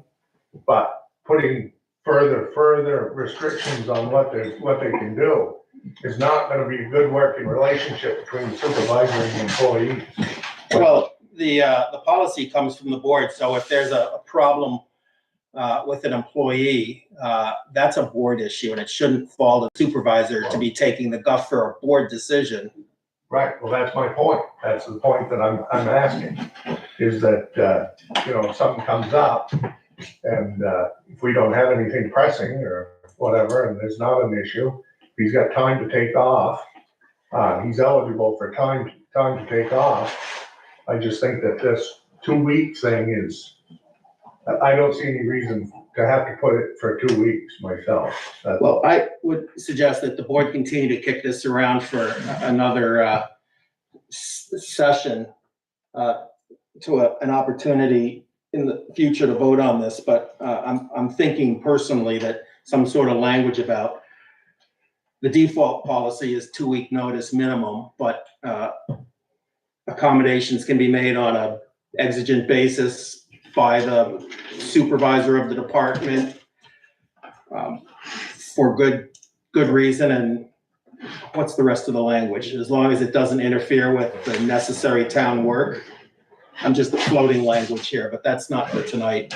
And the only point that I'm making is we're on call 24 hours a day, 7 days a week, 365 days a year. We're allowed a certain amount of vacation time. In most cases, we're restricted on taking that vacation time during the summer months because it's so unpredictable in the winter. And we don't have a large staff, so it's hard for us to cover. So you're very limited as to what you can take for your vacation time, number one. So now I'm just concerned about, you want to put another restriction on 2 weeks' notice. Well, I mean, I just find that that's a little unreasonable. So I don't mean to be difficult, but that's why you should plan ahead. Right, but that's why I'm just saying, I was just bringing up the point of if something, an opportunity, say all of a sudden a concert or something comes up and the guy wants to go.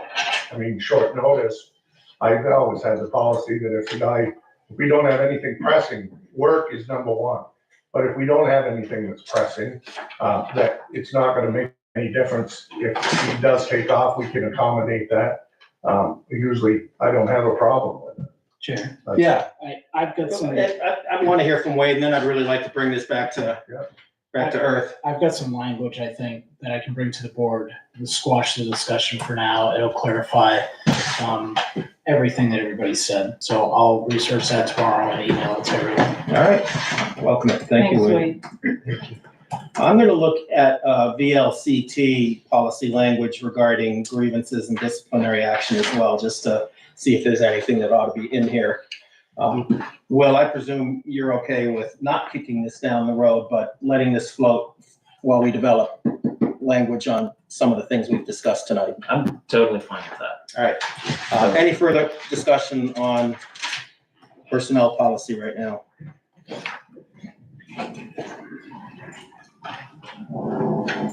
I'm hearing none. Okay. Thanks for your effort on this. Well, that's a really big lift so far. All right, we come to road commissioner discussion. Before starting that off, we do have to traverse one item here. I'm just gonna start reading and we'll see. So this is a letter dated today to the ethics liaison to the Waterford Select Board. Dear ethics liaison, this select board member holds that the duty and loyalty of each member of the select board is to the best interests of the voters, the residents, and the taxpayers of the town of Waterford. I believe that select board member Will Jones has a conflict of interest with the current road foreman, Jim Hayes, in a way that renders him unable to exercise his duties and obligations to the best interest of the town. I believe Will should recuse himself immediately from any further deliberations, decisions, or actions connected in any way with the road foreman's employment with the town of Waterford. So, Will, at this moment, I would like to take a pause and ask if you would do so regarding conflict of interest with the road foreman, Jim Hayes. So the issue is strictly with matters regarding to his employment? Employment, work performance, discipline, or anything connected in any way with the road foreman as Jim Hayes specifically. Okay, and what is the conflict of interest? Well, I'll go through that. I was wondering if you would just allow the easier route to do so. The easier route being? Well, without getting into the specific allegations. Well, I don't see how I can make a decision on whether or not there's a conflict of interest unless I'm presented with evidence that there is one. Okay, that's fair.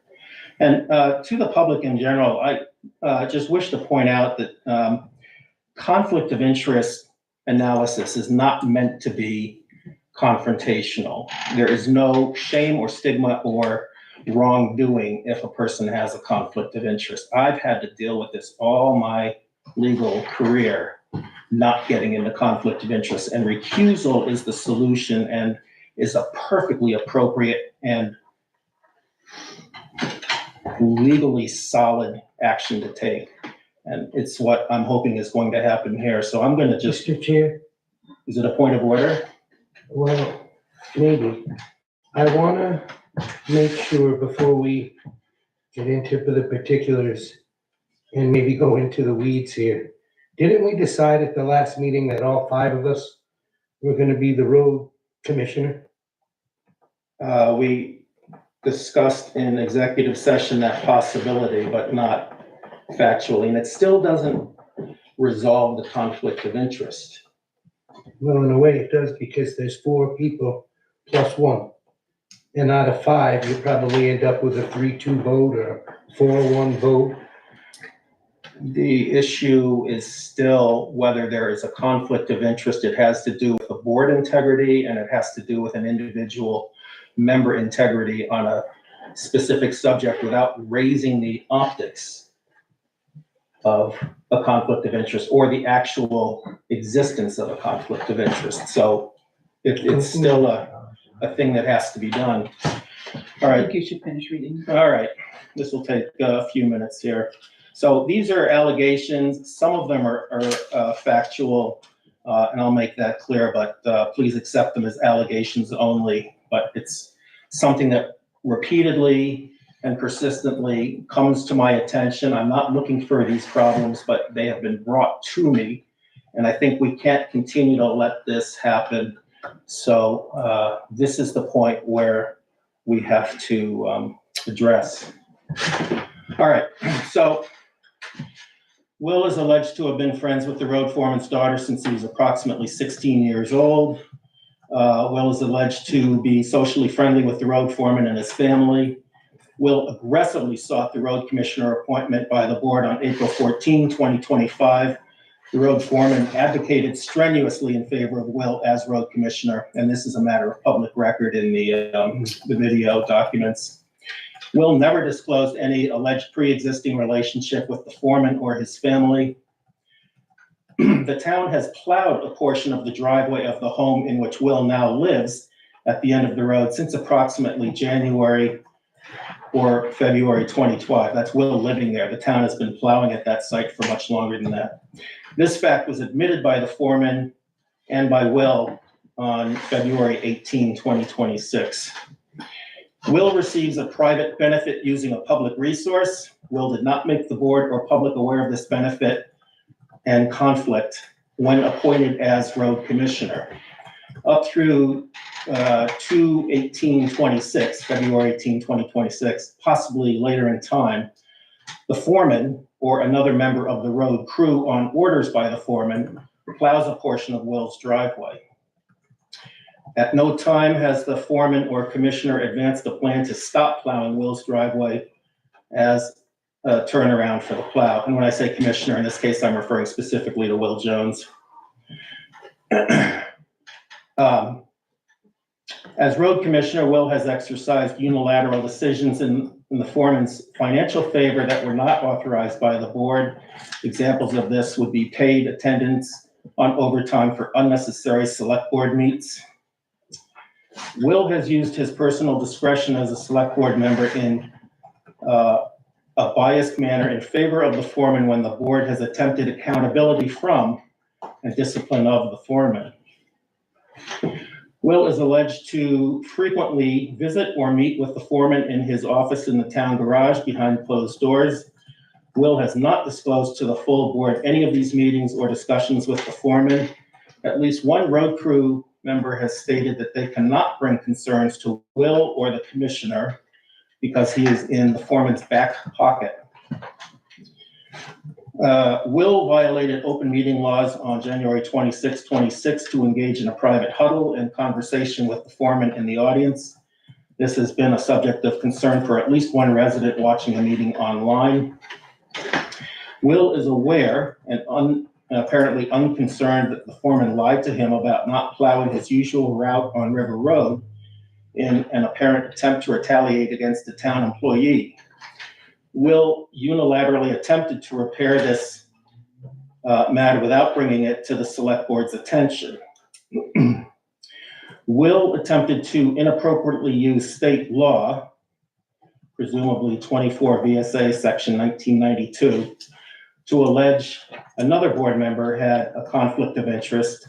It appears that Will's allegation, which appears unsupported by viable fact, may have been vindictive or retaliatory in motivation and done to stop any discussion related to discipline of the foreman. Since the February 18, 2026 mediation, persistent allegations have surfaced that the foreman and or his wife may have used Waterford town equipment to plow his driveway or access road, to which Will has conducted no investigation. Respectfully submitted, Tim Yarrow, Chair. So, brief question before I respond. Your last point is a complaint that the town is using equipment to plow what specifically? A select board member and private residence driveway. Okay, so that was just in summation of your earlier issue with the town plowing a portion of the driveway. Or is that a separate incident? It might be separate, and I think what I would do is It might be or it is. I'm gonna have to go back and look because I'm not gonna review my notes here. What I would do is provide a copy of this letter to you and to the ethics liaison. So is the author of this letter is you, correct? Correct. Your first allegation is that I have been friends with the road foreman's daughter since I was 16 years old. Well, hang on a second. Will, you know as well as I do right now that there is a black letter statutory process for addressing this, and right now is not the time to do that. You have to submit a written response that will be part of the public record. Which I will, but you are also making this conflict of interest in a public meeting.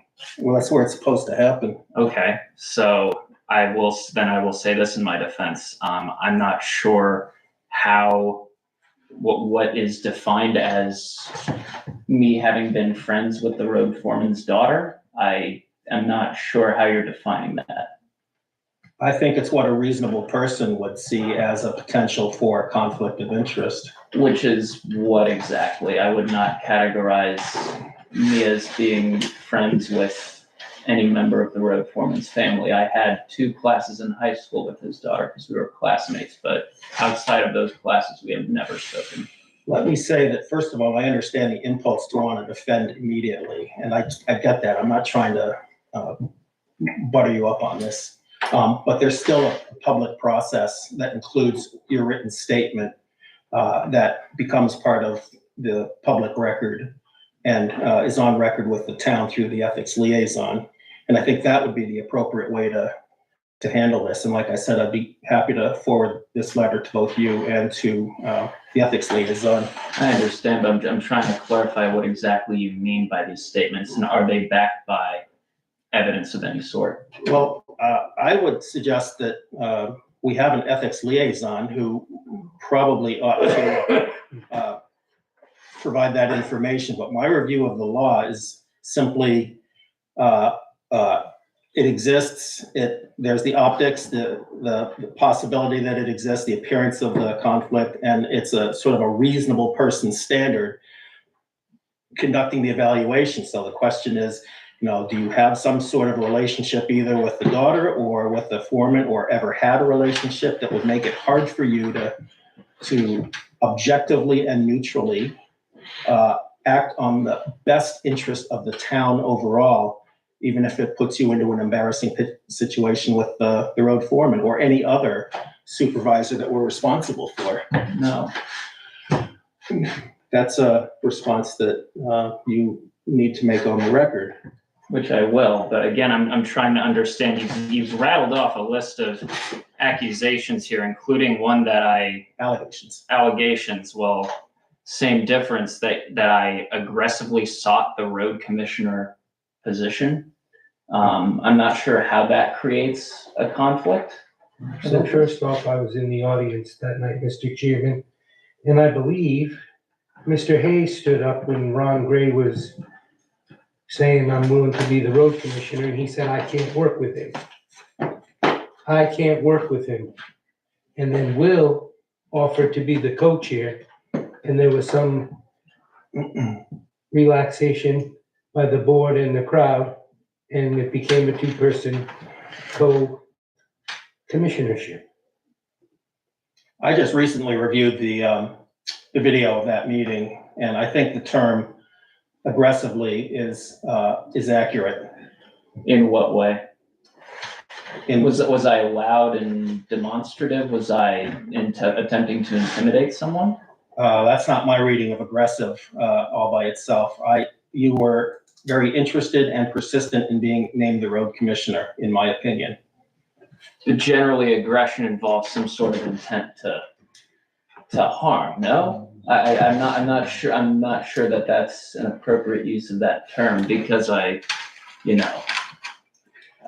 name was put forward as a potential road commissioner. I described why I thought I could do a good job at it. That's no I would be different happy from to advocating modify the for language myself. to assertively, if that makes you feel any more comfortable. There was no violent or threatening or coercive intention on your part, at least what was apparent.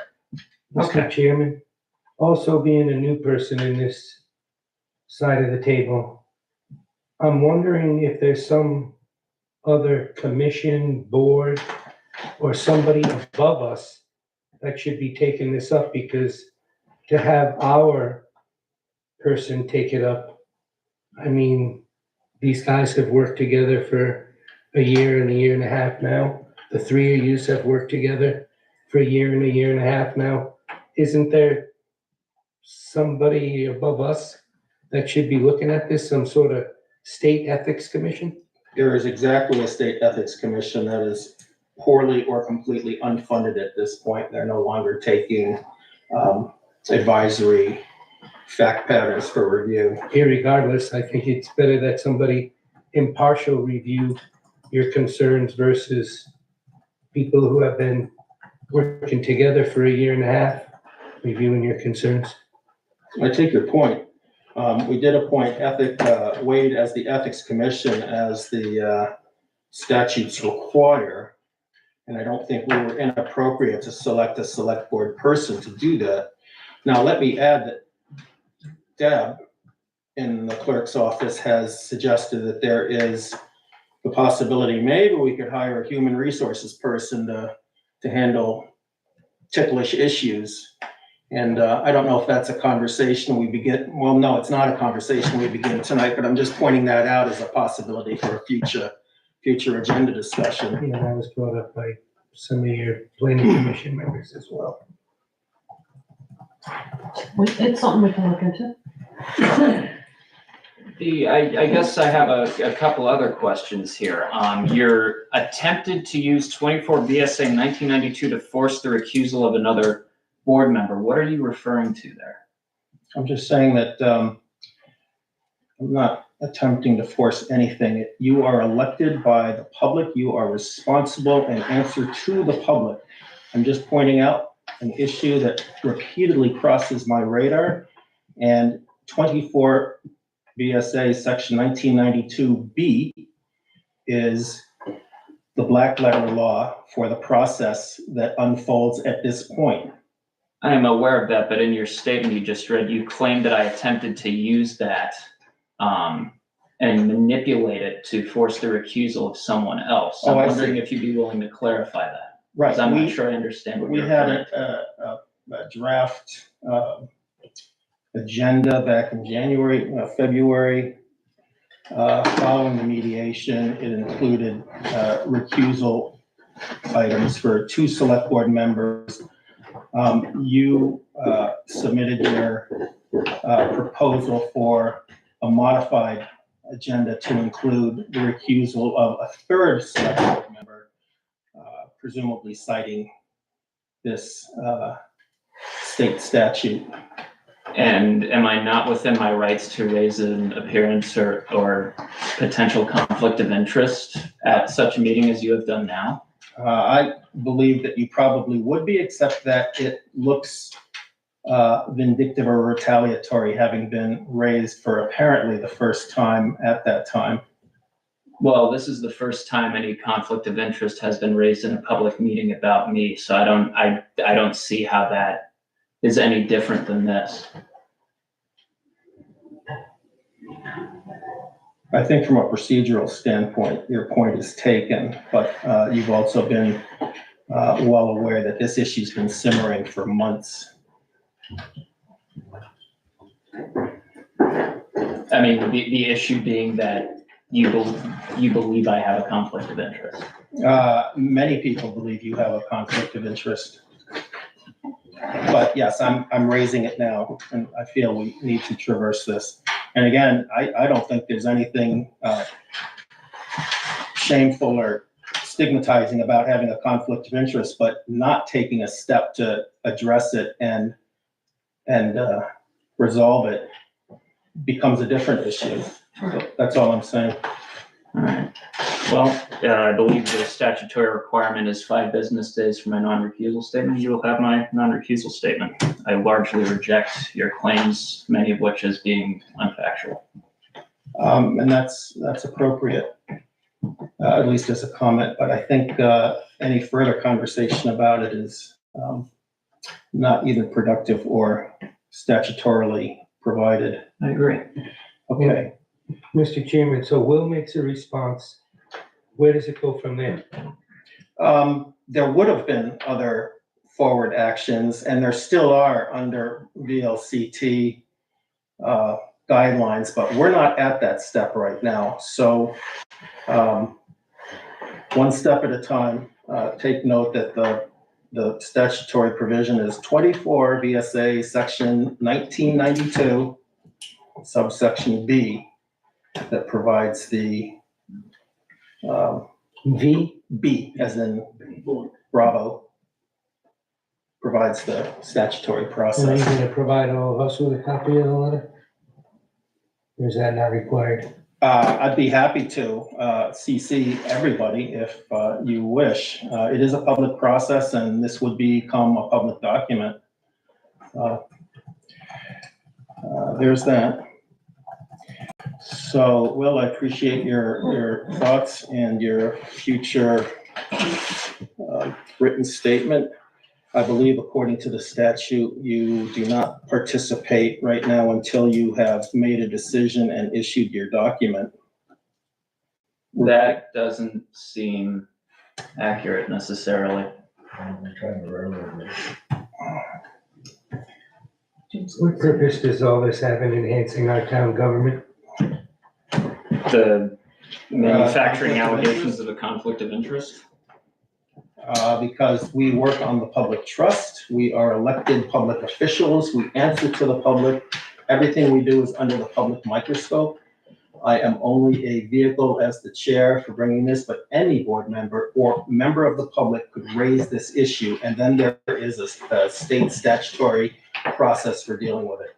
So this is what accountable, open government is to do under Vermont state law. Chair, well, couldn't we just vote to make a new road commissioner? Well, the issue is whether Will is in a position to participate in the decision of a road commissioner in light of the fact that the conflict is between Will and Jim Hayes as the road foreman. And I mean, with all this going on, would you even want to continue to be the road commissioner? Well, he's not the road commissioner. I'm not, as of right now, there is no road commissioner. It turned over with the seating of the new select board. When you say in light of all this going on, an allegation that I have a conflict of interest, is that what you're referring to? Yeah, I guess so. This doesn't bother me in the slightest because I don't believe it's genuine. As of right now, the whole board is the road commissioner. Sorry? As of right now, the whole board is the road commissioner. That's my understanding too. Yeah, so why don't we just stay the course and save ourselves the minutiae of a pig fight? Well, let's turn our attention to the road commissioner because I think Will knows what he needs to do, but the statute is also clear that at least until he submits a decision and his written statement for the public record, Will is not participating in any further discussion about road commissioner or anything to do with the work of Jim Hayes as the foreman. As a question, how is he now precluded because you've made allegations against him about a conflict of interest? How is he no longer able to serve as a select board member? Black letter law. Can you read it to us? Mr. Chairman? The law. One person made allegations against another person, and now that other person, not having a chance to respond, can't participate in the role that they were elected to participate in? I'll read the law or the statute. Everybody is welcome to do the same. I'm going to repeat. The specific statute is 24 VSA 1992. Any Google search will take you there. And the subsection of interest in this matter is subsection small b, bravo, recusal. If a municipal officer is confronted with a conflict of interest or the appearance of one, the officer shall immediately recuse themselves from the matter, except as otherwise provided in subdivisions 2 and 5 of this subsection, and not take further action on the matter or participate in any way or act to influence a decision regarding the matter. After recusal, an officer may still take action on the matter if the officer is a party as defined by section 1201 of this title. I don't believe that's applicable here. In a contested hearing or litigation and acts only in the officer's capacity as a member of the public. The officer shall make a public statement explaining the officer's recusal. Subsection 2A. Notwithstanding subdivision 1 of this subsection small b, an officer may continue to act in the matter involving the officer's conflict of interest or appearance of a conflict of interest if the officer first, there's a lot to read here. Mr. If Chairman, I may cut to the chase here and quote subsection 5, which is also, or subdivision 5 of this subsection, which states, if at a meeting of a public body, an officer becomes aware of a conflict of interest or the appearance of a conflict of interest for the officer, and the officer determines there is good cause to proceed, the officer may proceed with the matter after announcing and fully stating the conflict on the record. You have denied that there's any conflict on the record. Mr. Chairman, Hang on a sec, please. The officer, and that section goes on to say, the officer shall submit a written non-recusal statement pursuant to subdivision 2 of this subsection within 5 business days after the meeting. The meeting minutes shall be subsequently amended to reflect the submitted written non-recusal. So Mr. Chairman? again, though, the officer may proceed with the matter after announcing and fully stating the conflict on the record. So I will acknowledge that there is an appearance of a conflict of interest here, but I will submit a written statement as to why I don't need to recuse myself. Mr. Chairman, Dave, could we, for the moment, go with the good old American idea that you're innocent till proven guilty and proceed with finding a road commissioner? I think that the matter of the conflict of interest is in the hands of the law and the select board member. I am not here to speak for, defend, or attack the select board member. I believe Will knows what he needs to do. The only question is whether it is appropriate that he continue to act on a matter involving Jim Hayes in his employment with the town. Under subdivision 5, I'm entitled to, and I believe that I have good cause to proceed. That would be your decision, and I am not going to say anything further about that. Excellent. Mr. Hayes, this is, it needs to be direct and to the point Oh, here. it's very much direct. I think that, I also want to point out that I think Kathy Hodgson has a conflict of interest. But when anything pertains to me, it's clear that she is biased towards me. She's made allegations against me in the past. We have it documented numerous times. I mean, there's a pattern here that she has a personal. I'm going to stop you right here for one reason only, and that is you and any other employee of the town of Waterford has a right to be treated with dignity and respect and to have your employment matters remain confidential. And I would urge you and caution you to be careful about not putting it into the public record unless it is fully your knowledgeable and willing intent to waive any confidentiality rights that you do have. I think, didn't we do that in the mediation session? That was a decision made by herself. That was not. You're a completely different situation You just said that here. I had the opportunity to keep things confidential and blah, blah, blah. And apparently with this mediation session, that's not the case. That was a separate matter. I'm just cautioning you that you have rights. Right. I have let you know what your rights are, and I intend to follow them. But if you waive your rights, I can't predict where that's going to go.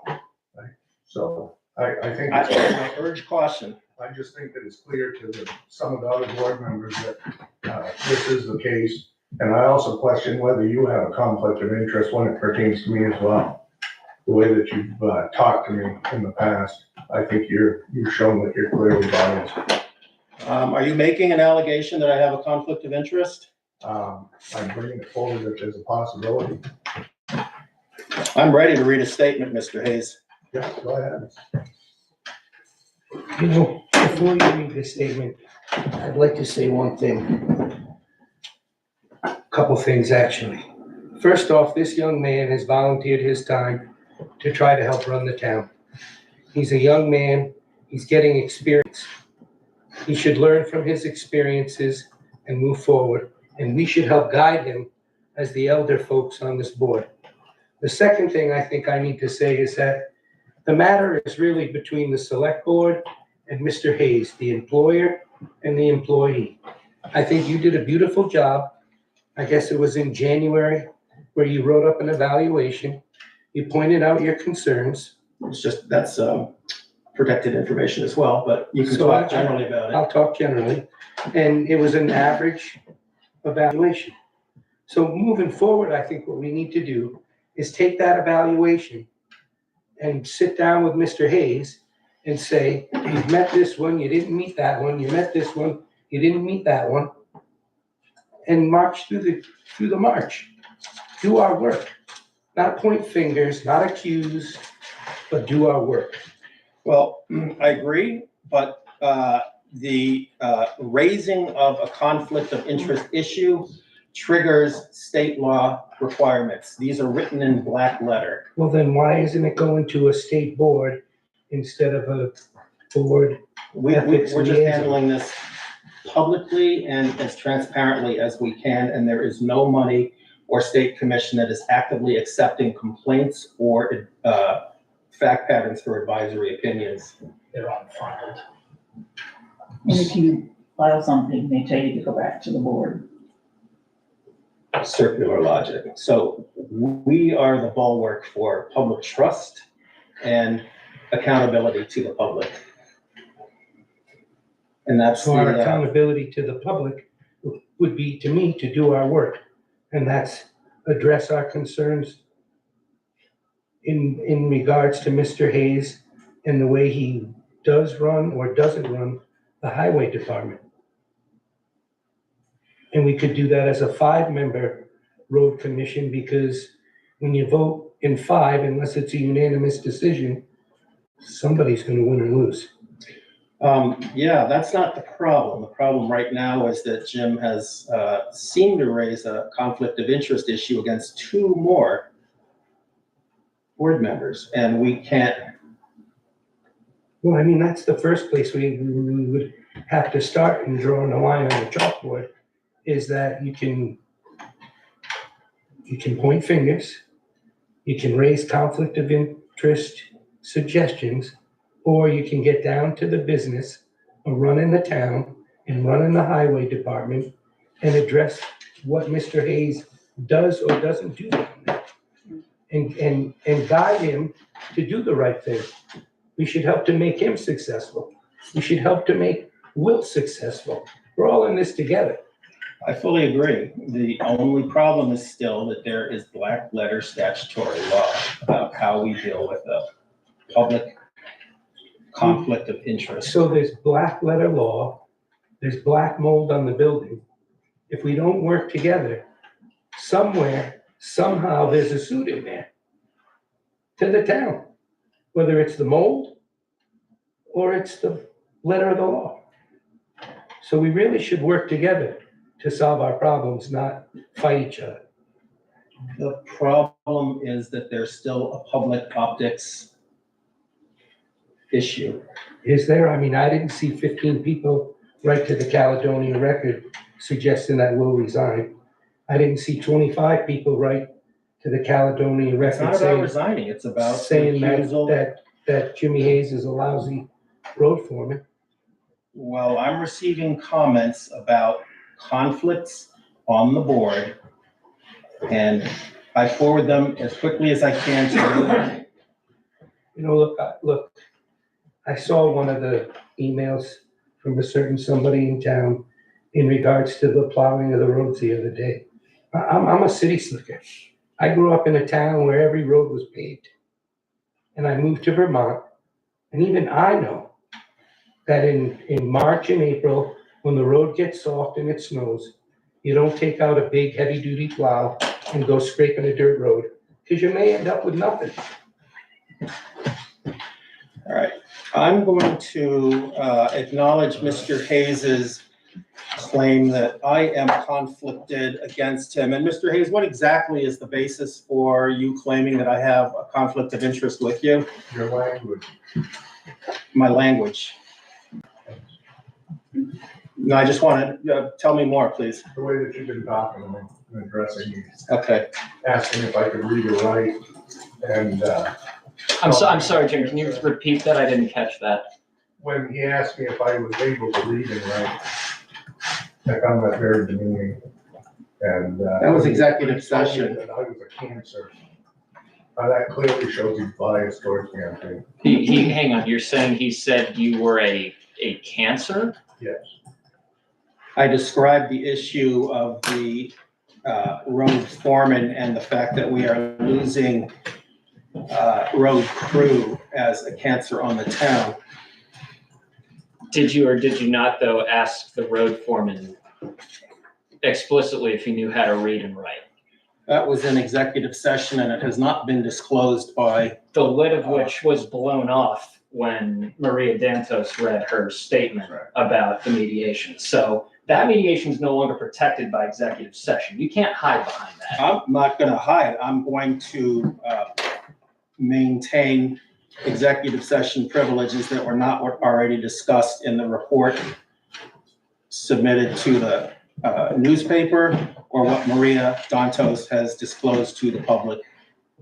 Did you also not, at Wait one a second, point, we're leave getting this way, mediation? no, point of order here, point of order. Point of order. That was executive session material and I am going to maintain that as far as my participation in the select board. I'm not hiding behind anything. I have nothing to be ashamed of. I don't think it's useful to go there for many reasons. Well, what I'm about to address did not take place during executive session because it took place outside of an executive session. I don't see how it could have. You left the mediation and unilaterally made an offer of demotion to the road foreman. You admitted to doing this. I came into executive session. Well, I have nothing to hide here, but I don't think it's useful to. Well, why would you make No, a hang on a second. unilateral? Point of order. This is protected information. It is not meant to. Well, you didn't protect it the other night. You didn't do a very good job of protecting it the other night. That was a protected executive session. Yes, and you didn't protect that at Citizens Concerns the other night when an individual involved in that executive session completely spilled the beans. That was her decision. I am not here to And so then legislate is First it Amendment not rights. my decision also to reveal information that takes place in these? That's your decision. I can't stop you. But you've been attempting to by shouting over me and making points of order saying that it's I executive want you to session be material. very clear about what you think you are doing, disclosing publicly disclosing information. That's all. I am very clear what I'm doing. The lid was blown off of this, so. That's up to you. I can't control what you say or do. You are elected by the public. Exactly. Okay. Yeah. I think it was all right when all the talk was about me, then it was fine, that it was an executive session then. When everybody was badmouthing me, but. I'm going to stop talking and let what's going to come out, come out. What I just said, you left that meeting, that mediation briefly, to follow Jim Hayes out to the parking lot, at which point you asked him if he'd be willing to accept a demotion to the position of road worker. I floated that as a possibility to Mr. Hayes because I thought it might be a resolution alternative. So you unilaterally, I'll use your term, floated an offer of demotion without consulting the select board. I floated a plan that was in no way an offer of any sort. I was gauging Mr. Hayes' interest in further discussion. Well, why float it at all then? For discussion purposes. Discussion purposes outside that executive session as he was leading the mediation? It was still within executive session. I told the board immediately, I have nothing to hide about that. I was looking for solutions in a hot mediation. So I guess in summation, the conflict here is that, the other point in this is, again, you asked Jim Hayes to his face in that mediation if he knew how to read and write. I did. There is no context in modern society in which that's an acceptable question to ask someone. There is no, maybe if you were asking a 4-year-old if they knew how to do their ABCs, but to a grown adult to question their literacy, that's insulting. That is so profoundly insulting. It's not just insulting to that man, it's an insult to every single graduate of St. Johnsbury Academy, of which that man is a proud graduate. who plies a trade. Excuse me, guys, I think I need to say this. So I was at the executive session. I came on this board on March 4th, and I feel like, and sorry for the French, Kathy and Hannah, but I feel like since I got involved in this, on this side of the table, you two have been in a cockfight since day one. And that's not our job. Our job is to help move the town forward. And if we're gonna do that, I was asking Jim earlier why he wanted the grant paper printed. And I'm gonna assume because he wanted to fill it out. I'm gonna assume that he should be able to go to Heather Gagne and say, Heather, I've got this thing filled out. Can we sit at the computer together and put the thing together on paper and submit it? Isn't that what we're supposed to do as a good working group? Yes. Then No, why- no argument. Then why aren't we doing it? Chair, was there something that we were gonna discuss? Yeah. with the road Yeah, forum? we were. Can we bring it forward or? Yeah, the only problem is, I think I have well, at a minimum, Mr. Hayes, I'm denying that I have a conflict of interest with you, and I've got a letter that lays it out. Will is properly raising some additional points that I had thought were gonna remain within executive session, but I will address them in my letter that I will submit to the ethics liaison. And for the meanwhile, it sounds like we are going to proceed tonight with town business As a 5-member board. as a 5-member board, apparently. And I just want to say one more thing. Keep in mind, there are two sides to the story, and you've only heard one. Well, this right now is a legal matter, and you are involved, but it doesn't require your input right now. So I thank you for I that. just was taking the opportunity to try and defend myself to a certain extent. Yeah, we're gonna move on. The topic here is, So one more question. Is it legal as a select board member to hear his side of the story alone? Or does everybody have to be together to hear it? no, technically, it should be within executive session. I mean, he can tell an individual select person whatever he wants to, but it would be in the best interest of everyone if it happened all at once. If everyone was- That would be discoverable information though, and that's not an advisable thing. And then lastly for me, and then I'll shut up on this, is if we have issues, and I'm just picking this out of thin air, but if we have issues with the way Mr. Hayes say keeps the garage and its cleanliness and its organizational, then why don't we address that instead of fighting? I agree. Well, I agree as well, but there are persistent issues that keep being brought to my attention. Yeah, but we put it on paper, and this is just an example.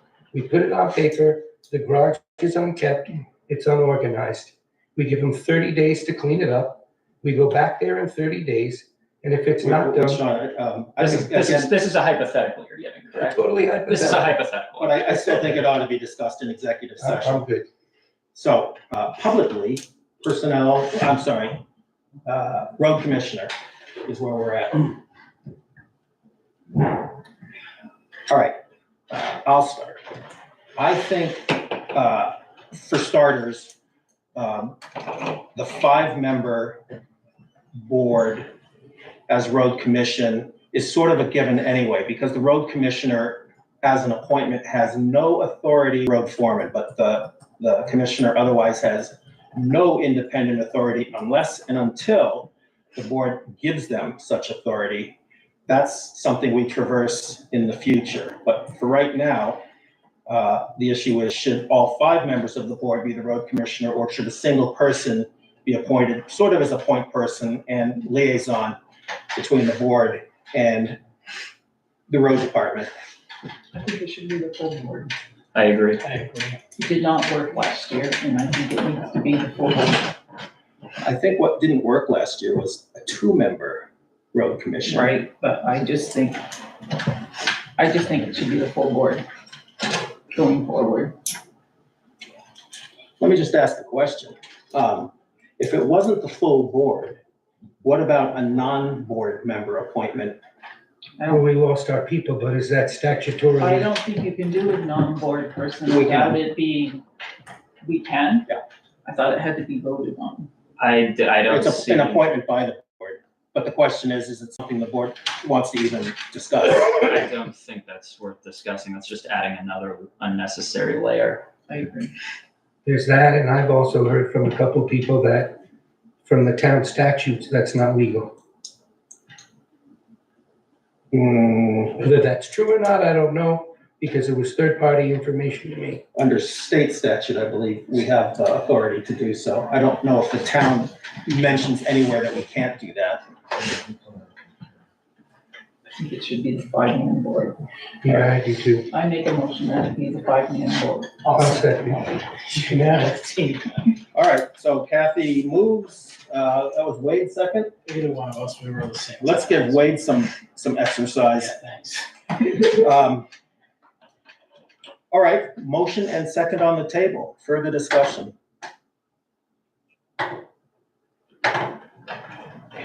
Here's my concern. 5 people is a way to diffuse the responsibility to get anything done. And therefore, it's easier to get nothing done under that kind of a system. Tell me why I'm wrong. I think it should be the 5-man board. And I think Jim needs to write emails when he has a question for the road commissioner, and it needs to go to all select board members. So that all select board members are involved in a decision. I agree. For clarity purposes, that helps too, helps us all know what he's got going or. what he Exactly. needs.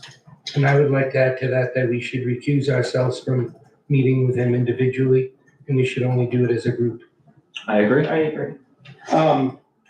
There will be a lot of opportunities where we need to move faster than an entire board. What do we do then? Then I think it needs to be addressed to the board, and the board, You're referring to like on an emergency basis, say a road washes out or something, or one of us needs to get in touch about an urgent situation. Isaac is coming in 3 days to do a mold inspection in the garage. I think we all respond quickly. right? And can we FaceTime And or Zoom as a respond board? quickly. What's that? Can we FaceTime or Zoom as a board? That would, if a quorum does that, that constitutes a meeting. A meeting. And you have to warrant a meeting. Yeah, you have to warn a meeting, even if it's a site visit. So like something of the nature of a mold inspection would be a site visit, and therefore a meeting. Well, I think, And discussion among a 5-member board on what could potentially be an action item is also an open meeting violation. Not unless it happens in a warned meeting. That might just be what we have to do going forward. Correct. Are we able to meet as a group without a warranted meeting? you can have an Emergency meetings, Sparingly. yes. Emergency is what it says literally. And that's an extremely rare circumstance.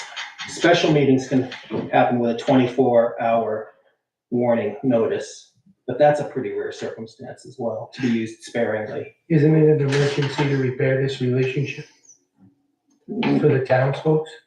No, So that they get the service that you and I and Kathy and Will think they deserve? no, let me just clarify that. Any discussion about conflicts of interest is not an emergency, in my opinion. And what looks like a heated conversation, I think, is also a give and take in a democratic process. And I am not threatened by it. I don't think Will is either. Nobody should be, and it's not a terrible thing. But we do have to move on and conduct town business. Let's do it. So that's where we're at right now, and I don't see any emergency regarding road commissioner. I see potential open meeting issues if we have to move faster than just every monthly select board meeting or a working meeting every other Monday in the month. The other thing here is the town functioned like this for many, many years, Yeah. and they got along just swimmingly. right? I'm going to point out, in my opinion, that a lot of oversight did not happen to the detriment of the town and the department. My one opinion out of 5.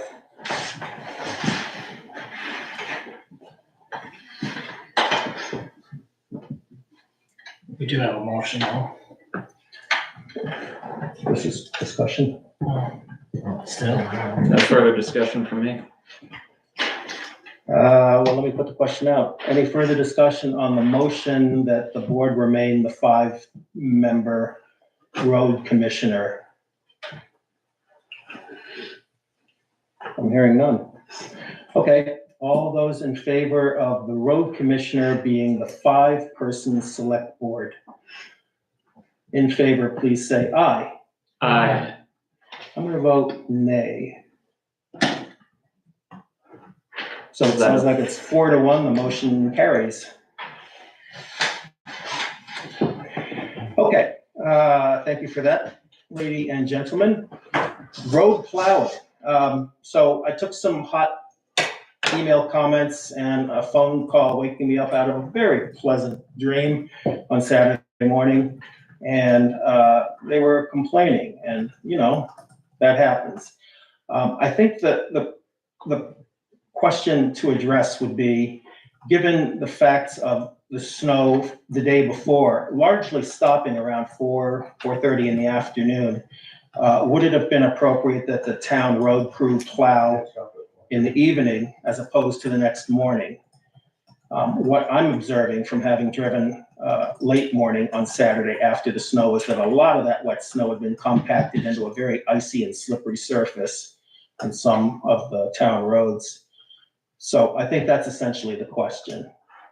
Would it have been appropriate to plow the evening before, after the snow stopped? You're arguing that the snow stopped around 4 to 4:30 on Friday evening? It was Somewhere in there. It was snowing at my place well into 8 o'clock. I can't speak to that. I noticed that the snow stopped in my yard around 4:30. Again, what I can speak to, and I'm a city slicker, I grew up on paved roads, is that when you get into, late winter and early spring like this and the roads are muddy, you don't go taking a big plow and truck out on them, because that makes them go into worse shape than if you leave them alone. You didn't even plow our own driveway because of, Yes, didn't want to do Do landscape. I get a chance to answer that? Well, hang on, Jim. We're gonna have a little more discussion up here and then I'll take some feedback. I would be interested in hearing an informed opinion from the people on the ground as to why decisions were made on when and when not to plow. Anyone else? I am interested in hearing that as well, but I want to hear from the board first if there is a policy we want to look at just slightly more closely about following forecasts, looking at the conditions and taking action as appropriate. Suggesting that this hasn't been taking place? I'm suggesting that we were treated to some complaints about road plowing on Saturday morning from Waterford residents who cited unsafe conditions on the road. I saw one. Yeah, I only heard one, and I also received that phone call at 8 in the morning. So did I. yes, me too. I was 2,000 miles away and it was not snowing. Lucky you. All the better. I don't have a horse in this fight. I'm just looking for solutions that make sense. I mean, maybe if you send an email out or do something in the morning early when you did start the live, that someone was gonna be late coming in, and that was, if we got phone calls, just, they're working on them, that's it. That's the only thing, maybe, I don't know. All right, Jim, you want to speak? Yeah, I got 34 years in doing this, okay? It's not my first day doing it. As far as, you're absolutely right, Sean, when you're talking about spring of the year, roads are soft. You're gonna take a truck with a heavy plow with a cut edge that wants to cut. And if you don't know how to run that truck, it's a worse nightmare for any road crew to plow in the spring. Because you can destroy roads if you don't know what you're doing. And so you try to do anything possible to get away without plowing. You have to make all kinds of different decisions. And you try to limit your liability as far as plowing, because the more times you go over it, the more chance you're gonna dig in. And I'm sure you guys have seen in spots out on our roads where that has happened. And you're piling up gravel and you're wrecking roads. So you really try to use as much caution as you can. We opted to sand. Try and sand them, get by. Town of St. Johnsbury did the same thing. Town of Barnet didn't even go out. And then what you do is after you sand them, and you can't babysit them all night. Then what you do is you end up cutting your losses, you go home, you're on an on-call basis. I'm on call all the time. This has happened for years. I've been doing this at this town for 15 years. And it's always the same. Nothing's changed. Rescue, if they get an ambulance call, fire department calls me, dispatch calls me, state police call me.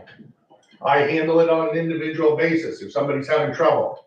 We had a time where when Lyle was here, there was always somebody that worked at Littleton Hospital, that they'd always want to go up over Shadow Lake when it was slippery in the middle of the night or freezing rain. Midnight, you get a telephone call, have to go in, get the road done for them. So that's what we do, okay? And complaints, you're never gonna satisfy everybody. Somebody's always gonna complain. But what we ended up doing was, we decided to sand Friday night instead of plow, because we wanted, if the storm wasn't over, and it wasn't over at 4 o'clock in the afternoon. We decided to make the judgment call to plow the next morning. That way there we had the storm done. We could clean it up. We plowed once and we wouldn't have to go around and plow it twice and wreck the roads twice. I had an employee that was supposed to be in. I called him on the phone to come in. 2.5 hours later, he showed up. 2.5 hours. That's not just a little bit of time. So I had to reconfigure the routes. We got 48 miles of road, 48 miles of road.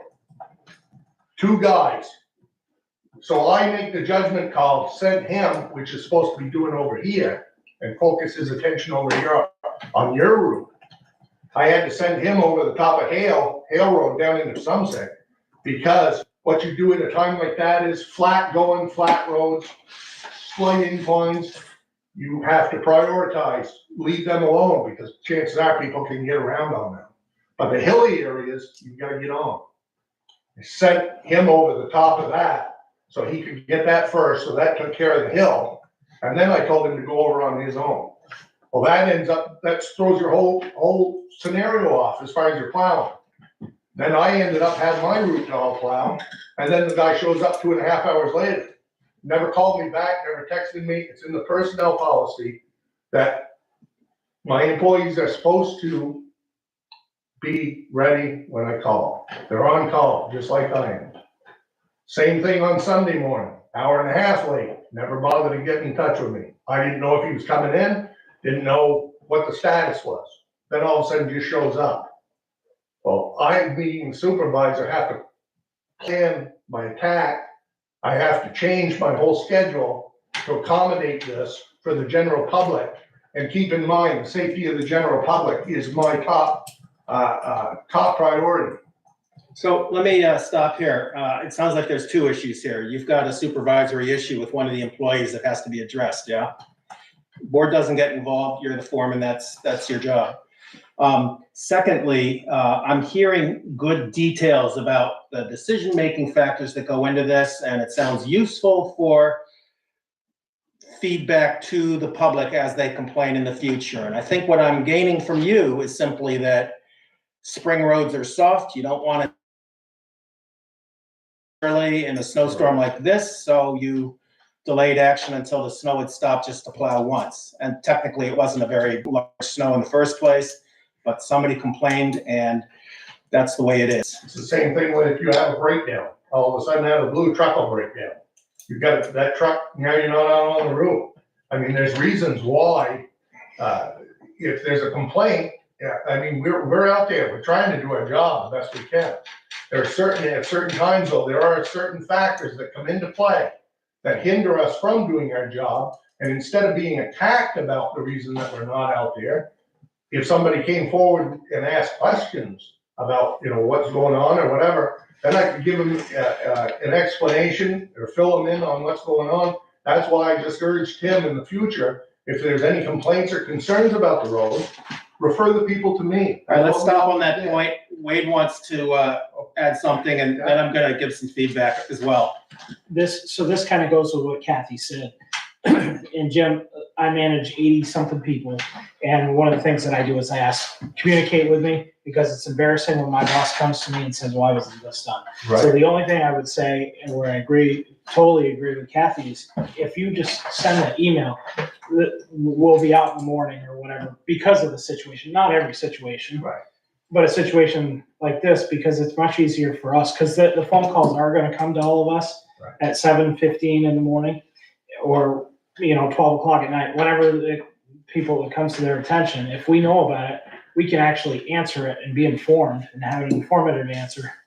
It's much easier to defend, I fully agree. so. I had just in the past, we had always gone with relay the calls to me, Deb used to always send the calls to me. Because I'm the person. Hang on a second. I'd like to stop you right here, and I'm taking board feedback as well. In my opinion, I don't think you are paid to field complaints from the public in general. Now, I could be wrong about some of the gray area in all of this, but in general, I think the board is meant to buffer the employees from all the distraction that can happen from an always unsatisfied public. Right. So I think that your suggestion that we should be forwarding all these complaints to you, in my opinion, is wrong, period. The way I see it. Well, hang on a second. I want to hear from the board on this point.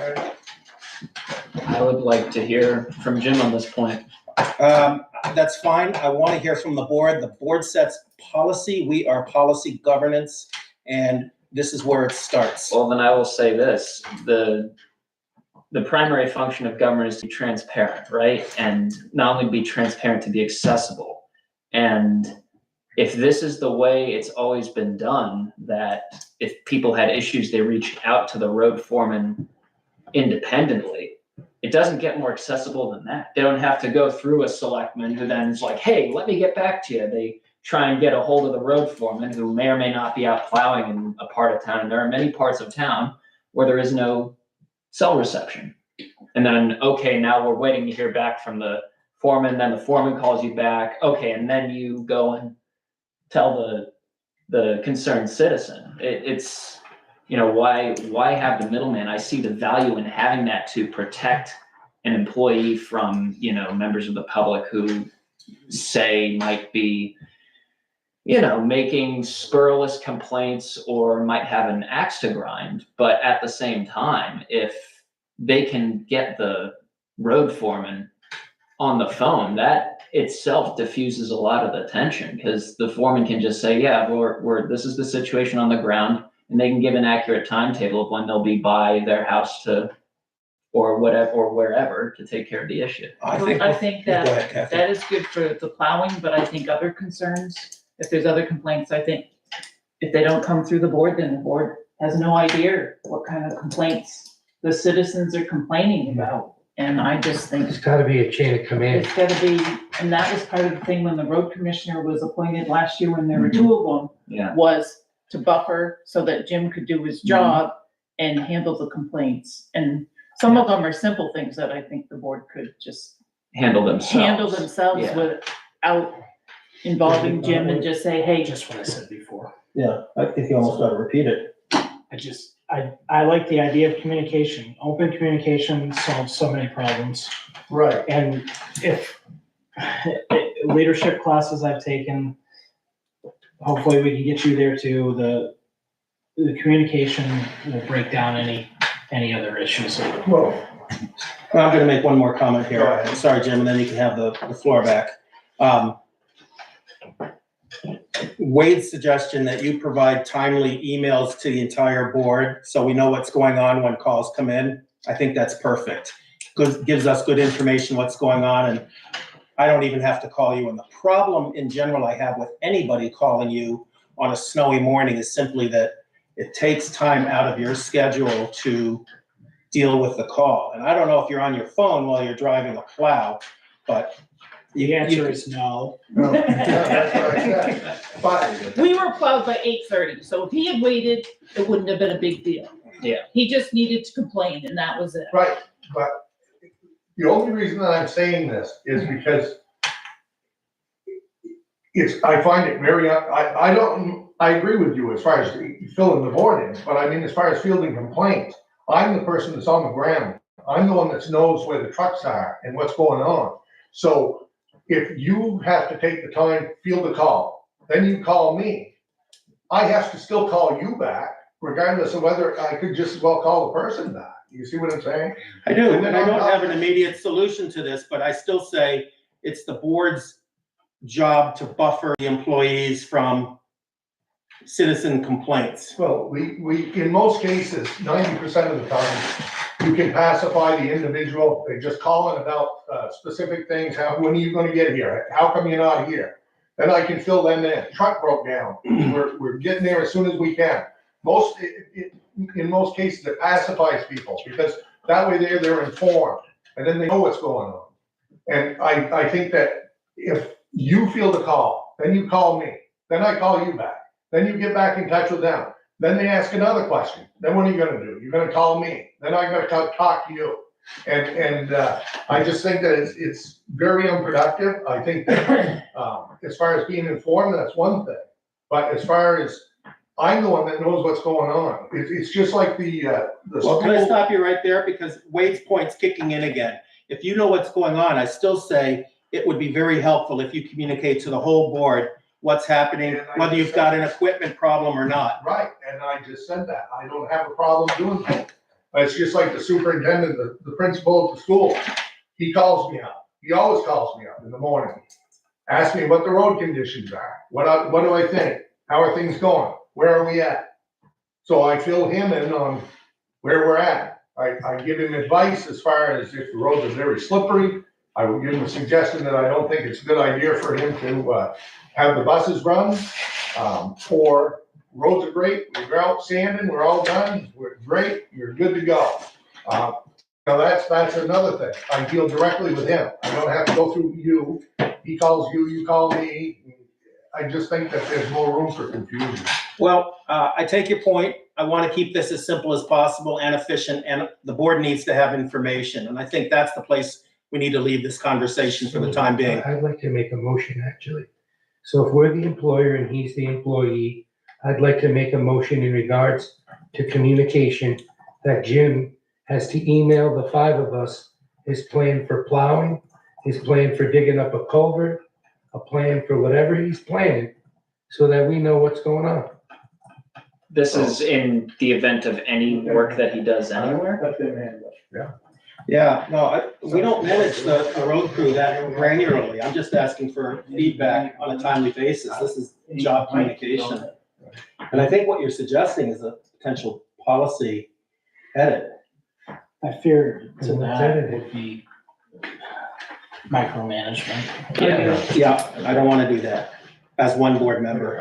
I think that you pay me because of my expertise. I've got 40-something years doing dirt work. So I think that qualifies me to be able to handle certain responsibilities.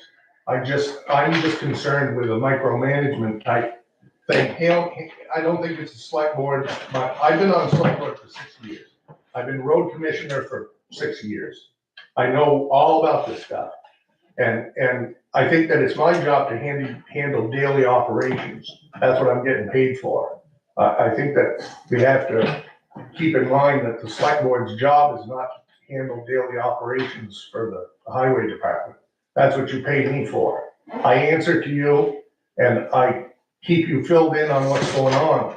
But with this, if I'm gonna put a culvert in on this road a certain day, I really don't think that affects you a whole lot. And I really don't think that I'm gonna spend more time on the phone talking to you guys than I am doing my job. And I think that we have to be careful here because that's what you pay me for. Well, this also gets back to having one road commissioner appointed, but it seems we are now beyond that conversation topic. I think as far as road plowing as an agenda item, I feel like we've nailed that one down pretty well. And I want to say on the record, Jim, that despite every other couple of points of friction that have existed, I acknowledge as one board member, your long experience as a road operator and your knowledge of road operations. And I can't find any fault with that. I have concerns in other places. That's not what I'm talking about right now. But as a road operator, I commend the work that you do with the equipment out there on the roads. I'm gonna leave it right there.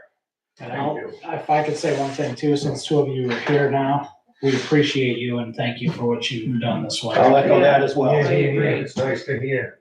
I agree. I, As a Midwood winner, I know. I would just like to give a special shout out to Mr. Gilbert while he's here. Sean, say hi, smile. There was a time this winter when, Jim had to take an unexpected leave of absence and the road crew was down. Well, there were only 2 people on the road crew at that point, and Jim had to take a leave of absence for a couple weeks, and Sean stepped in and did a tremendous job, handling a bunch of added responsibility on an emergency basis, and did a fantastic job. Yeah, thank you. Does this mean spring's coming because you shaved? When I used to log, I always did it to get cold weather, more cold weather, so I could stay in the woods longer, and it usually worked, but. I'm going to spring's coming. I hadn't even noticed without my glasses. Hi, Sean. Yeah, better mean less than 2 weeks. Yeah. All right, I think we're done with road plowing unless I'm missing anything here. Okay, agenda items for next meeting.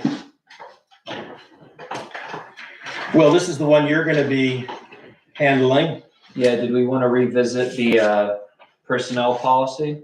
I'm gonna be only on phone, but I can provide input beforehand. So should we bring up the adjustment if you're not in person or wait for another meeting? Let me stick a pin in that for another week. Okay. I'll have better information. Sounds good. I'm gonna just make a note with a question mark. Is that an agenda item? So, Which one? Okay. so if we have any That's more executive session changes or tonight. whatever, And that should would be- people just email them to you? Correct. Yeah, Tim, remind me again your dates of absence. You're leaving The 3rd. the 3rd. Officially, Okay. the 3rd late, flying out ridiculously early Friday, Saturday morning, the 4th. Yeah, would definitely email them to me. Any changes? He said, any changes to the personnel policy? Yeah. Because that Email them to him agenda. So he can have, Okay. send us another edited version before the meeting. I presume red line. That agenda has to go out Thursday before. So it would be the 9th, 8th, math, Whatever whichever that day Thursday is. Yeah. Whichever All right, Thursday is, that's investment when it has fund, to go. personnel policy, edits and changes. What else have we got? Oh, we will be opening bids hopefully on that day, for, the Daniels Farm culvert. okay, Ron has been working this extensively. okay. The feasibility study on the town garage. Farm culvert bids. You think we're actually gonna be at a decision point by then? Well, hopefully he'll have a second bid. What do folks think? It couldn't hurt to We have can it. at least have discussion whether we act on it. Feasibility, town garage feasibility. Get the town garage moving, keep it going. That's right. Were there any of the follow-ups that we needed to follow up again on? Like, I know Ron mentioned the sharp curb signs on, in an email to us on Lower Waterford and Hudson roads, but I feel like we're not gonna be able to do much there until the ground thaws. Has it been approved? I can't even remember. It was discussed, but I don't think anything, I thought the ones by you were Hudson- approved. yeah, Hudson was approved. Oh, maybe they were. Hudson was Yeah, we approved, just gotta have thought ground before the. moot point. and I can't You showing remember. that picture that I gave you? Yeah, actually, that, you should show the one. I don't know if I still got it.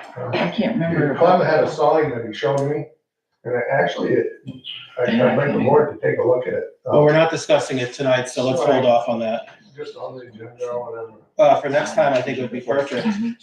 Other agenda items. So far, we've got 4. You know, 4 big ones, so. Yeah. wonder if we're gonna be any farther along on certification of compliance. Should we bring up that training? That I emailed? Jim, you got my email about the training Wade had brought up for, road, I can't even remember, leadership training? The deadline for that is the 29th, correct? I think it's coming right I up. thought Yeah, it was it's the 29th of March. I'd understood it was this Friday. It's either the 29th or the 28th. It's one of the two. That's the 27th, Could have been, Friday, I yeah. think that's what it said. 29th would be a Sunday. Yeah, so my date was off. So Jim, you're gonna sign up for that, I presume, and hope. 327. All right, it's in your hands. Yeah, the only question is, we have a planned vacation that I take every year. And that, I believe, is the weekend after. I've got to get in touch with the woman tomorrow and find out about it, because it says it's over 9 sessions, but I don't know. They'll work with you, Jim. It's not an Yeah. issue. I don't know if the sessions are daily or weekly or what. So I'm gonna get information tomorrow from this woman. I'm gonna find out exactly what this is all about, what the dates are, get everything in stone. And then I'll be back in touch with the board about this. People have their schedules, including you, and their plans, and I'm going with Wade that they're gonna work with you on this. Yeah, well, that's why I say I'm gonna talk with her tomorrow and I'll have a lot better idea of what's going on after that. We look forward to the feedback. Yeah. Any other agenda items for April 13th? Yeah. I know we'll think of more as soon as we leave out of here. Clem, Yeah, and I would suggest that you do away with the constable and the second constable, because you don't need them. It's a waste of time going through all of that stuff. let's say 10 minutes of town meeting time to elect and Don't need them, they don't do nothing, they can't do They anything, can't do anything. it's a waste. I thought by statute we have to have one. Nope, I checked with Heather, and she looked on the computer, and the state says nothing, that you don't have to have it. I think most towns have got it right well. Abolish town constable and Not to get us sidetracked, but alternate. the only instance I know of where a constable or second constable got involved in a law enforcement decision recently was when the second constable in Pollitt, took a right sock to the face when arresting a guy down in, who was running some Oh, sort I of do militia remember thing. that. Yeah, I remember that, it was like I was Slate on- Lynch. I was second constable in Barnet for years, and all I did was catch dogs, and you've already got an animal control officer, so you don't need it. All right, so it's on the agenda for discussion and possible action. Anything else? That's been, Can we run down the list, make sure I got everything? All right, what I have is personnel policy revisit for edits and changes, investment fund status update, Daniels Farm culvert bid opening, hopefully, town garage feasibility study discussion, presumably bids, etc. Abolish town constable and alternate constable discussion, action. Okay, I think I have it. I'm just wondering if we ought to have the certification of compliance on there for further digging in. We should probably get and communicate with Jim regarding that, because he does have, some documentation and stuff regarding that already. I think it should be kept on the agenda. Every time we do something, you're supposed to keep it going, even if it's just mentioned at the meeting, otherwise it ends up on the back burner and it never gets done. There is value in paying attention to what we need to pay attention to. So on that basis, I would say, let's put it on if it's even just to touch base. Yes, In other words, we are what we pay attention to. I agree. All right? It feels like that's a pretty big agenda already. I believe Deb had a couple of items as well, if I recall, from the last meeting that she mentioned, for April, I think it was either, I don't think it was mowing bids, it might have been, Oh, it was dog ordinances, yeah, dog ordinance is gonna be or on there. not dog violations or whatever it is. Yeah, the dog report. Let me leave that off and I will touch base with Deb, and if we need to add it, I will add it. 6, Deb. Because they have to be registered by the first of April. Dog Yes. report. I wanna say there's something else potentially involving the cemetery committee, but I may be off there. I'll ask Deb as well. Cemetery committee. All right.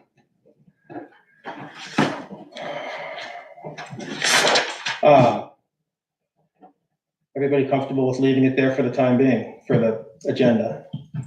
Yes. For the 23rd. All right, motion to enter into executive session, So moved. Second, personnel policy, not personnel, employee issue. Okay, Will, motion, Kathy, second.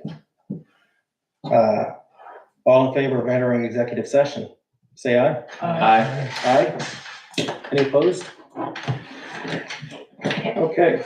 The only point I will bring up there is, one thing I noticed from that training video, Selectboard Essentials, the change they made this year, we do now also need a motion to exit executive session. It's no longer left executive session. We need to explicitly make a motion to leave it. That was a change they made from last year, this year. Who is they in that case?